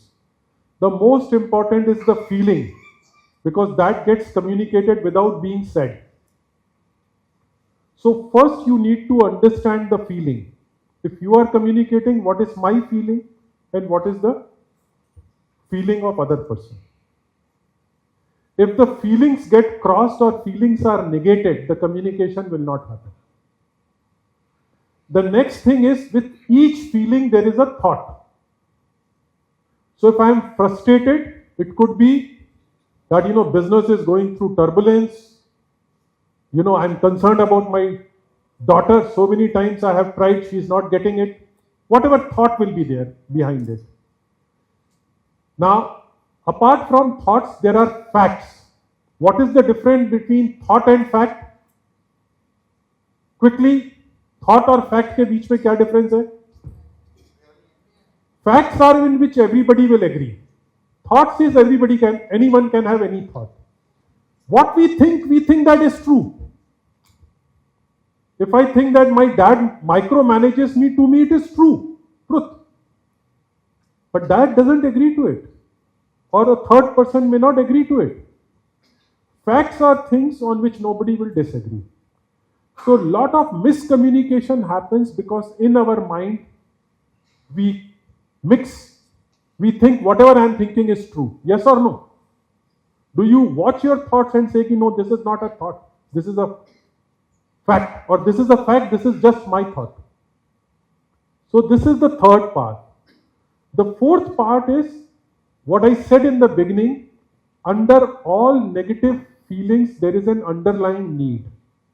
You need to recognize the need. And once you recognize the need, there are different ways to fulfill it. So if I am hungry, I can eat North Indian food, I can eat Chinese, I can eat South Indian. All of them will quench my hunger. Yes or no? And at times, the choice of food can become a cause of conflict. So what is the underlying need? No, they want to go to a different place. Or somebody likes different cuisine. So what is the way to, many a times, and the classical case is 2 sisters fighting over orange, and mother came and divided into half and gave one to each child. One daughter ate the fruit and threw away the peel. The other daughter needed the peel for her, whatever skin care, and threw away the fruit. So, simple case is, they were not looking at what is my need. And it is possible many a times to find ways in which, not perfectly, but maximum number of needs of maximum number of people can be met. That is what we say is the action or request. Now, I would say, let us make it a real master class in terms of tell me an issue. And there we say, what are your thoughts? What are the facts? What are the feelings, what are the needs, and what action is required. Whether it is professionalization, whether it is right people at the right place, whatever you want to say. Let us discuss that. And what simple action you need to take. Because I can continue, he has so much of masala, so much of stories to tell you. But the idea is not to entertain you. The idea is that you take away something which you go and act. Any specific that how do we deal with it? Whether it is an opportunity or whether it is a... Chalo, Rashi, go to the example. Facts, sare kar do. So we have come with a sample. Although I was under the impression that Kerala being the most literate state, here people will be lot more outspoken. So let us first look at the facts of this case. This is a business where top line is about 2000 crores, 1500 crores and 500 crores, two businesses. There are 4 brothers in the next generation. Okay. One father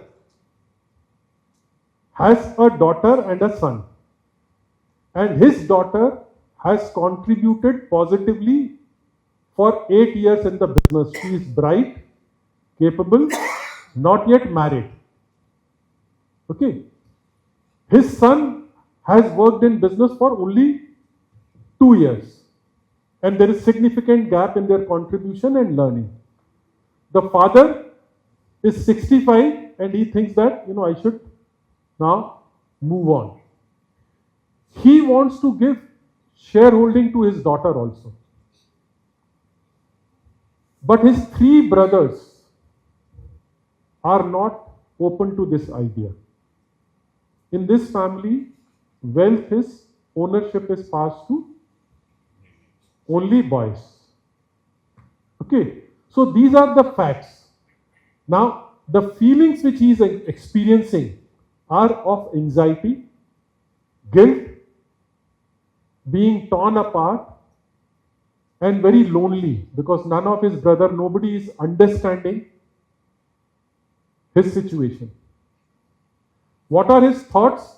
Am I being fair to my daughter? Or I am running away from difficult conversations? If I don't divide ownership equally, I have given same education to my son and daughter. She has contributed more. She is bright. If I don't give it to her, will she resent me? If I insist on giving to the daughter, will it lead to conflict with my brothers? And tomorrow my son may resent and these siblings' relationship gets impacted.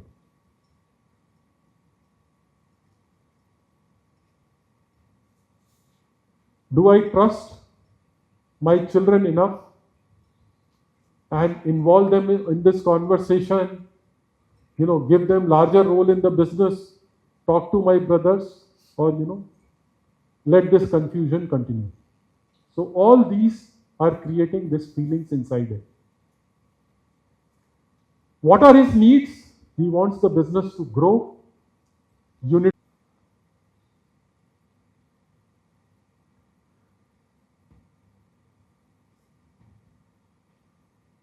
How do we deal with this?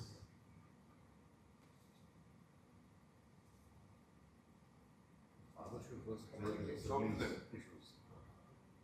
Father should first clear the siblings issues if they have any. So will this conversation be smooth? It will get over in one conversation. It will not be smooth. Between his children. Between his children. So Christian families. this is North India. This is a case of North India, not of South India. Many of us have only daughters. In fact, some families, at least he has a son. In some families, and I worked with a Syrian Christian family, where other brothers had multiple brothers. They had son and daughter, but one brother had only daughters. And then, in some families, divorce has happened and the daughter has come back. Now, what do we do? I think he needs to think about priority. I think we go back to the initial slide that you had. I think he needs There to is a daughter speaking. Let's welcome her. It's just my opinion, but I think he needs to think about the priorities we talked about earlier, where individual happiness, family, togetherness, and then business growth. And what is his priority when he has this thought, and accordingly allocate who he gives importance to, as in who he receives feedback from. Like, does he approach his brothers? Does he approach his own individual unit of family? Or himself? Does he think on it? For a meaningful resolution, how much time will it take? Guess what? It can take years, it could take at least months, but it's not going to happen in weeks. You all agree? Having the patience to do these conversations within yourself. So he asked his daughter and wife, what is the solution? I do not want to be unfair to you, but I do not want to burn the bridges with the family also. And a very unique solution came. That daughter said, even I do not want to destroy family relationships, even I do not want to come in your way. But I definitely want my fair bit of share. So they found a very good solution that she said, I am willing to move out of this business. I do not want to create hassle in the family. Now a new business was incubated. A new business was incubated for her. Yeah, and father did generous investments in that business, and he assured the family that whatever I'm investing in that part is from my share, not from the family's share. So that way he delinked it from the family, but gave an assurance to his daughter and wife that daughter's needs are not being violated, and she is financially secure. So this is happiness, my own needs for togetherness, and my own need of growth comes in conflict. There is a Mahabharat which goes on inside each heart, each family, each business. And all the characters of Mahabharata are inside us and around us. Sometimes something becomes predominant. Is this a fair statement?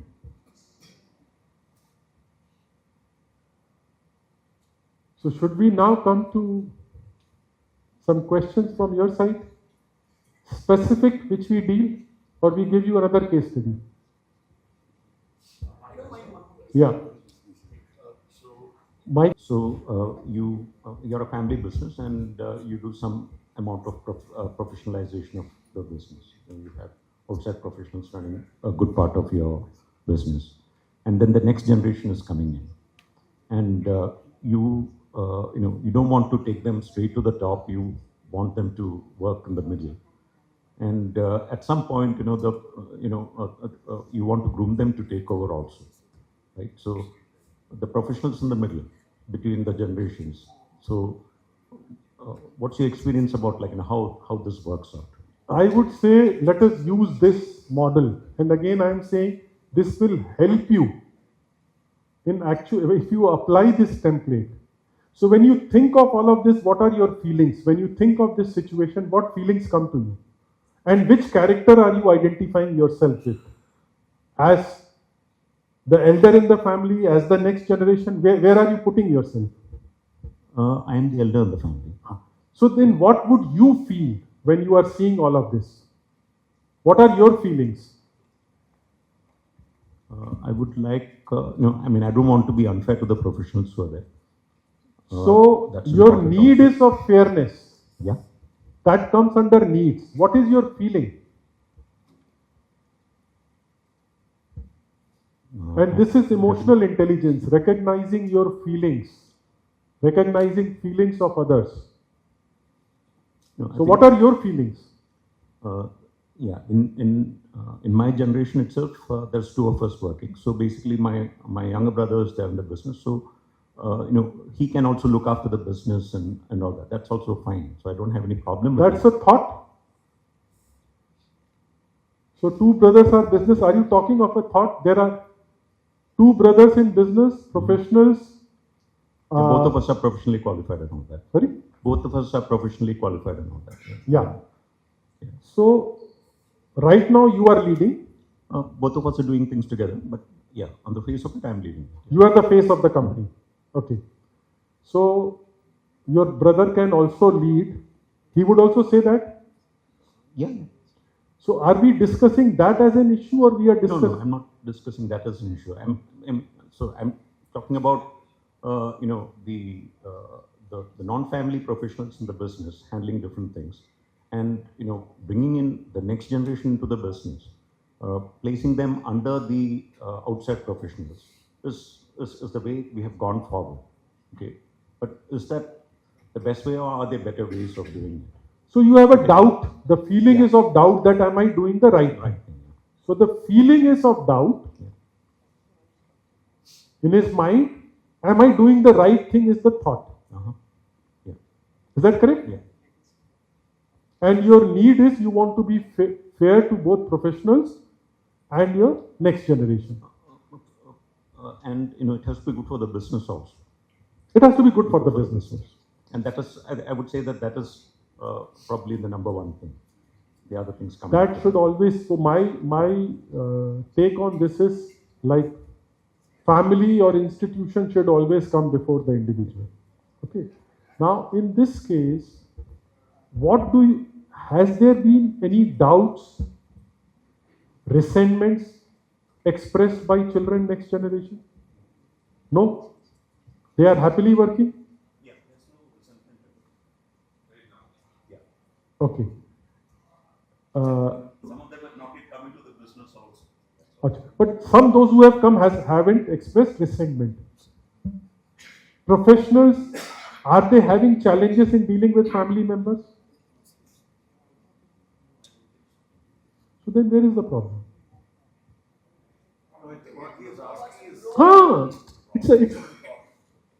There is nothing. See, if it is working, if your children are adapting, if professionals are giving them good grooming, it's working. I think the problem is on the growth part for the professionals. Is that the problem? See, he should tell what is the problem. Because it is his question, it is his context.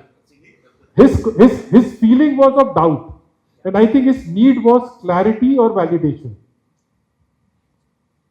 What I am doing, is it correct? Here is a person who has worked with multiple families. Let me ask him. This is how I understand. And again, what happens is that outside professionals who are there may not give their full attention to, or may give too much of heart to the family person, and that will not help them to grow. So this is a thought. And it's a potential risk. And it happens in many families. That next generation is assigned to others. If next generation is not taking responsibility and professionals are not dealing with it, or professionals are busy in operations and they are not taking on the responsibility of teaching them. If that is the potential risk or potential problem you are seeing, I can tell you how others have addressed it. How others have addressed it, first is they create an induction plan and a career growth plan. So like I was in civil services, in Government of India, there is a plan of how you will grow in this service. So I would say especially for children, that should be created. By when they will become at what position. Okay. And initially their induction and grooming and what are the skills they should learn. So Rashi, we would have it in the next year, no? the skill sets, level 1, level 2, level 3. So, and again, you know, I would say let's not go there, it will confuse. So these are the skills which are, because it will depend on the size of the business, you know, number of companies and all, that what the child has to learn, first of all, he is a future owner. So as a future owner, he should know these things. And many of the families also are now insisting that spouses should know this. Because if something happens to me, my spouse should, she is a future owner, so she should understand the basics of finance and basics of the business. So this you need to know as a passive owner, even if you are not working as a manager, if you are not working as a board member. Okay. And second thing is as a manager. So as you grow in the management from, say, level 1 to CEO, what are the skill sets? And then corresponding training plan. And this training plan, the people, HR designs it, and these people who are implementing it, they are told. And then the evaluation happens. So this is the kind of rigor families have started, small and big, putting on next generation development. Next gen entry, and then we make a detailed plan. One thing which happens is the value systems what you would have built in your business, your son or your daughter, business values, I mean, how you treat. Like I will give an example. Recently we were recruiting a sales set for a business. That guy had worked in a very big company for about 20 years as the sales set. And we were recruiting it for 1/4 of the size of that company in the same industry. So I asked this guy, why you want to leave now? 20 years you have worked as a professional and now you want to come to this family business is only 1/4 the turnover. No, his answer was, his son, the owner's son joined the business. So what? Oh, I can't work with him.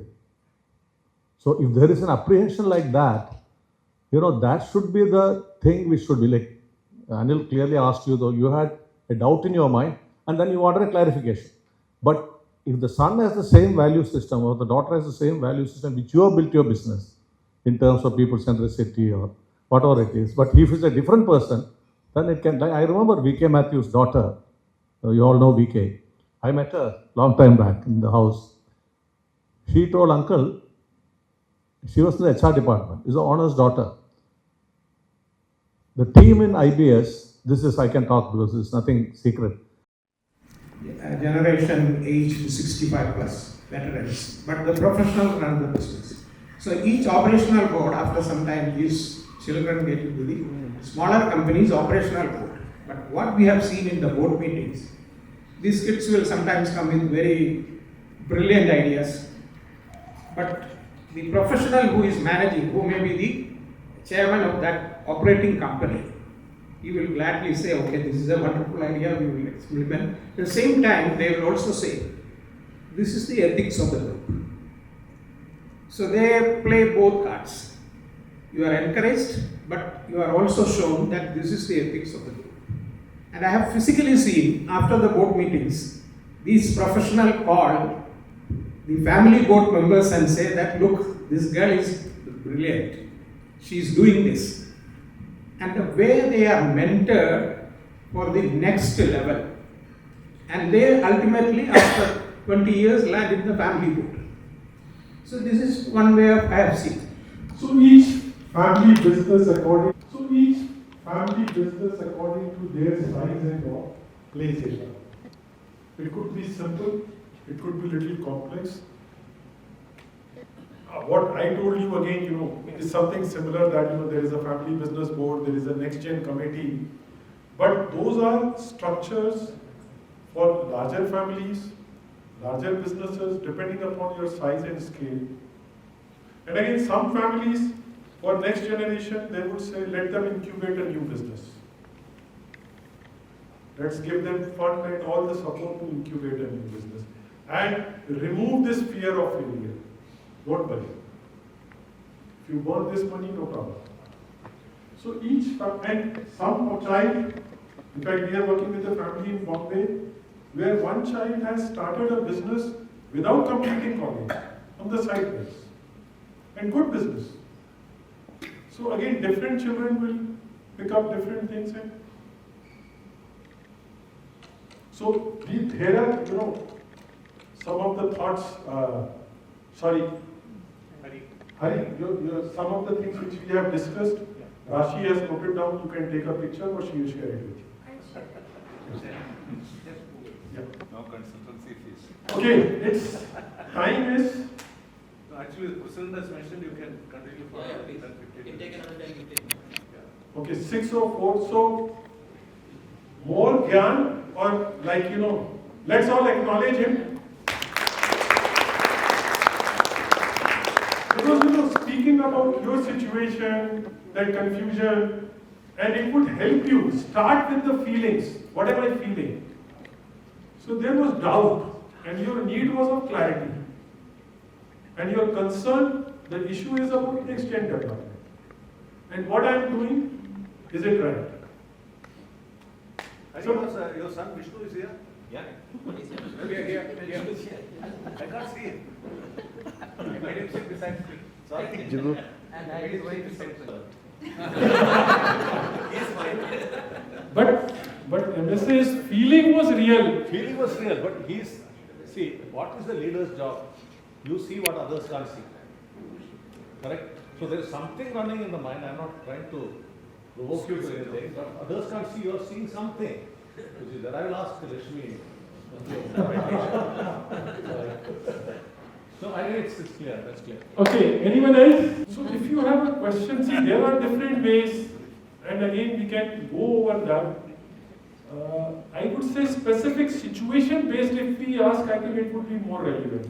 Otherwise, it will be again theory. Or see, Kurian, he is running this business magazine where we had that, you have your 3 sons. I think 2 sons are here. So the best way you have inducted them is what I am seeing in real life. They are given certain charge and certain programs what you conduct for Dana. And they are given specific responsibilities, right? And they are learning. I would say the simple thing, let's talk simple. See, one of the best ways to do is let them incubate a new business if they are willing. Because there can be no better learning than creating a business. And even if they fail. No, to tell you frankly, I think that entrepreneurial spirit is not there. They want to be professionals, but not entrepreneurs. So, then you retire and they'll see this show. My request is, again, let's not get into advice mode. My request to everyone, let us not get into advice mode. Let us get into swag. So if entrepreneurial spirit is not there, is it zero? Not zero. Okay. Secondly, amongst 3, will there be difference? Yeah. So we have to see. Each one is different. I mean, each one is different. So entrepreneurial quotient in 3 of them would be different.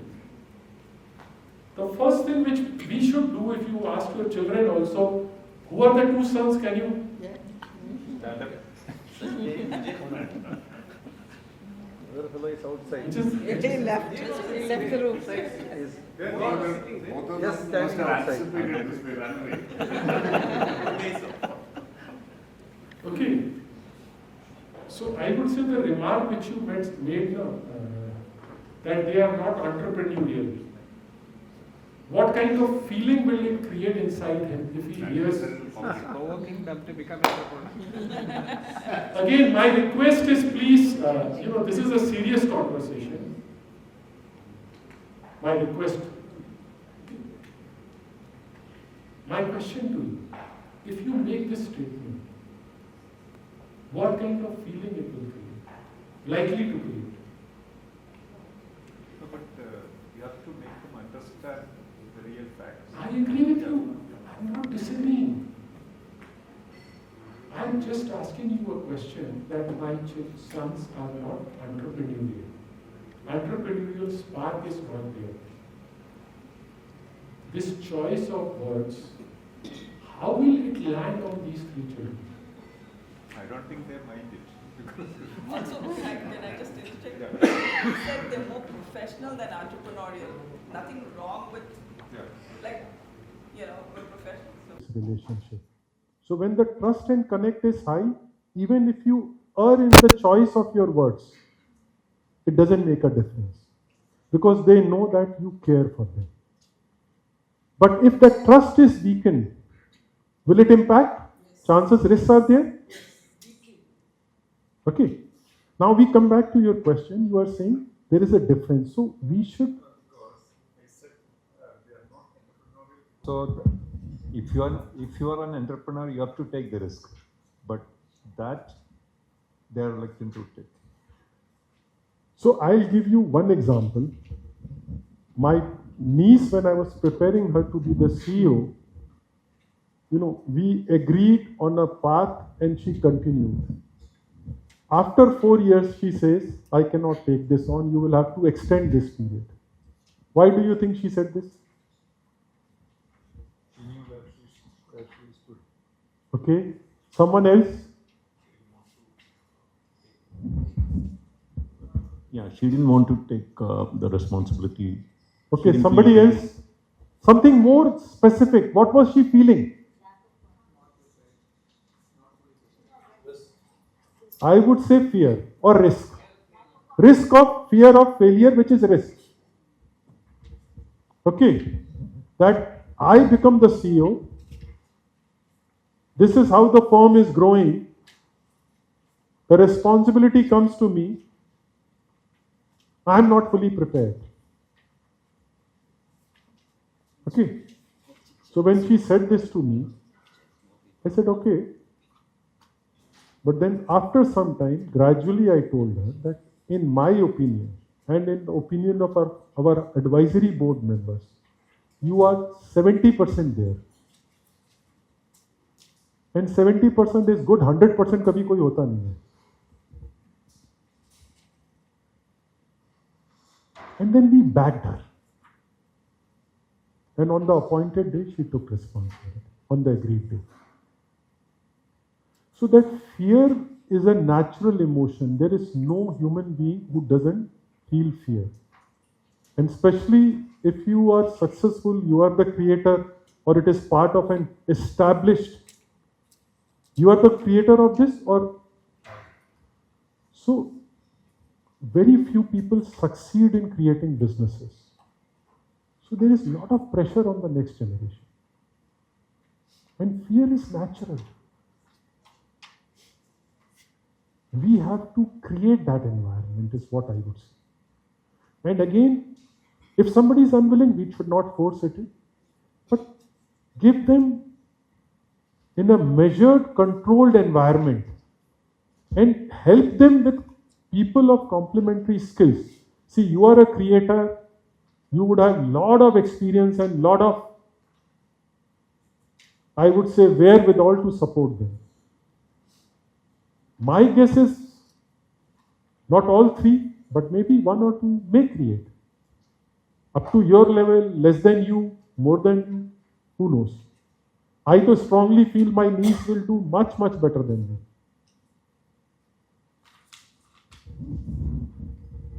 Does this? Yes, sir. So what is being distributed to all of you again? We were told that how do we do family meetings? So we said, the business meetings, the business board is, Rashid, is that correct? The family business board meetings, how do you do? This is simple, actionable things which you could do. Yes, sir. A lot of people in my generation, we were trained up initially by working from the bottom of the organization, slowly learned and kept having to go up, in fact. What I notice is the present generation, the newer generation, very many of them think that that's completely unnecessary. They think it's completely unnecessary. They want to come up somewhere close to the top, start from there and move on, in fact, which people of my generation find it difficult to accept as such. But what they say is, when you people started, you had no knowledge. I mean, you didn't have the internet, you didn't have any of that, in fact. Today we can read upon anything and get any information we require. Why do we have to go through all the process, in fact? So we feel that the practical process of doing the work and interacting with people would help them in the long run later on in life. But they feel it's a waste of time, and I'm not very sure about how do you handle that. So what is your feeling? For really do good communication, follow this tool which we are showing. What is your feeling on this issue? Partly it's a fear that they will mess up very badly, and then they may reach a situation where they themselves will be embarrassed to get back and deal with people, because in some ways they do feel that they're quite fragile. While we sort of got wrapped on the knuckles as they came up, and we used to it, in fact, they're a little more fragile and maybe they can't handle it. But in this generation, again, if you look at it from a different point of view, they're far more hardy and they brush it off and move on also. So maybe it's a fear on our side to let go and bring them up. But then the doubt is the fact that they will really get the practical knowledge. If someone does something down the line, will they know enough to tell them, okay, this is not right and this is the way to handle it? So the feeling is of fear. The thought is both. They are fragile and they are strong also, tough also. They have a lot of knowledge. They have more knowledge than us. That is a fact, I would say. Because the kind of exposure which children get today, who will disagree that? And in many aspects, they are more smarter than us, especially in technology. Okay. What is their thought? That the pace at which you are kind of developing them is slow, it is boring, this work is not interesting. I am guessing it. Is this a fair guess? Okay. So they are not finding that work interesting. Now, if you will, this would require, is your son around?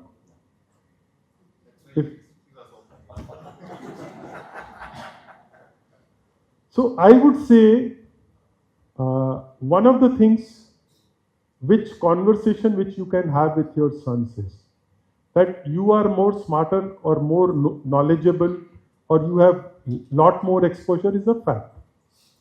So you should follow the same path which we followed, identical.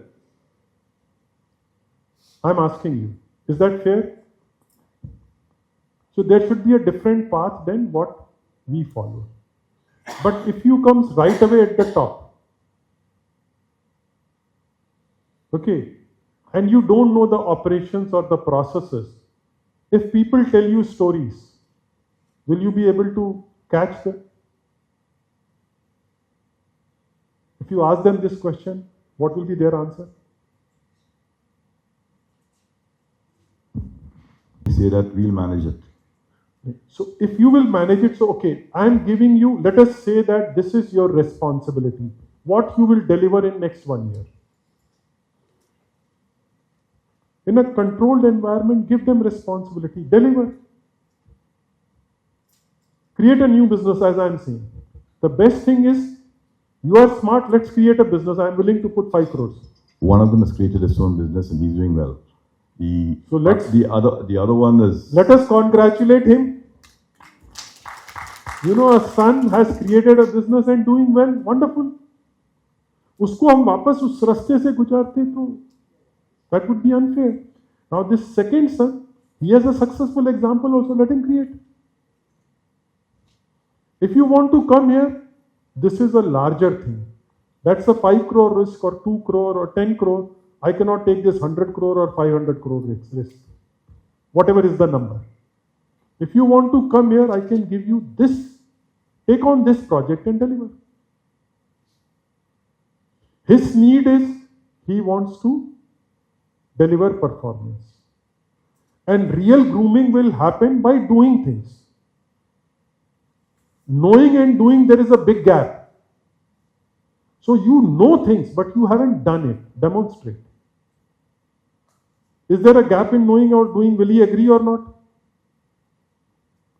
See, all these professors who teach, and Dhirubhai Ambani wasn't an MBA or an engineer. I have seen entrepreneurs being far more knowledgeable about machines than PhDs. So you know it's okay, but show the performance. And I'm there to support you. I want to groom you. And if you want to be by your own self, here's this amount, take, go and create. I can give you this much risk capital. And this is a real example of a family business that we work. 2 children came in. Okay, both of them had similar ideas. So their fathers, they were cousins, gave them 2 crores each. This is 20 years ago. One brother created a 40 crore business, which 40 crores in value, and he sold it off. Another brother lost 2 crores. Okay, different people, different capabilities. Then these 2 brothers came back to the main business. Now they were a lot more real because they had seen themselves. One has lost, one has succeeded.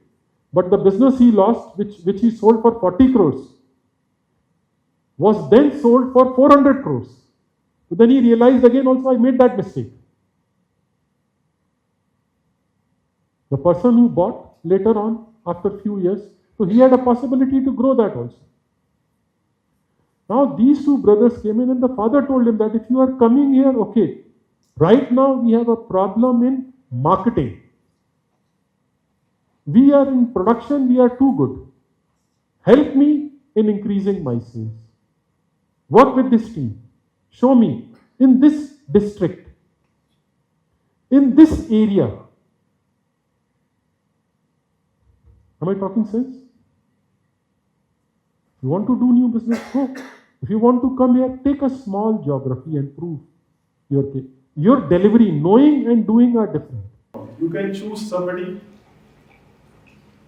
who can support you that actually in implementation what is happening. But it is his choice. Yeah. So how would something like that work? A buddy mechanism? The buddy mechanism is very simple. That this is what I am committing. This is what I will do by this date. And if I complete, I'll send you a thumbs up. And if I don't complete, I'll send you a thumbs down. And the other person, if you don't do either of it, he can come and challenge you or remind you. Not as a boss, but as a friend. You said this, what happened? Simple? So it is 6:25. My promise was that there should be some takeaway for you. This is what we were told. Thank you so much for sitting through. I was thinking that we should give a bio break in between, but majority of the people have stayed on. You have been a wonderful audience. Thank you so much. We came here expecting a masterclass on family business, growing together and all of that, but this has been far beyond that, Anilji. Thank you so much. It's been a family counseling session. We have known how communication should be from father to son, son to daughter and all of that, and it's opened up a lot of vistas of our thinking. So we're truly grateful to you. Thank you so much.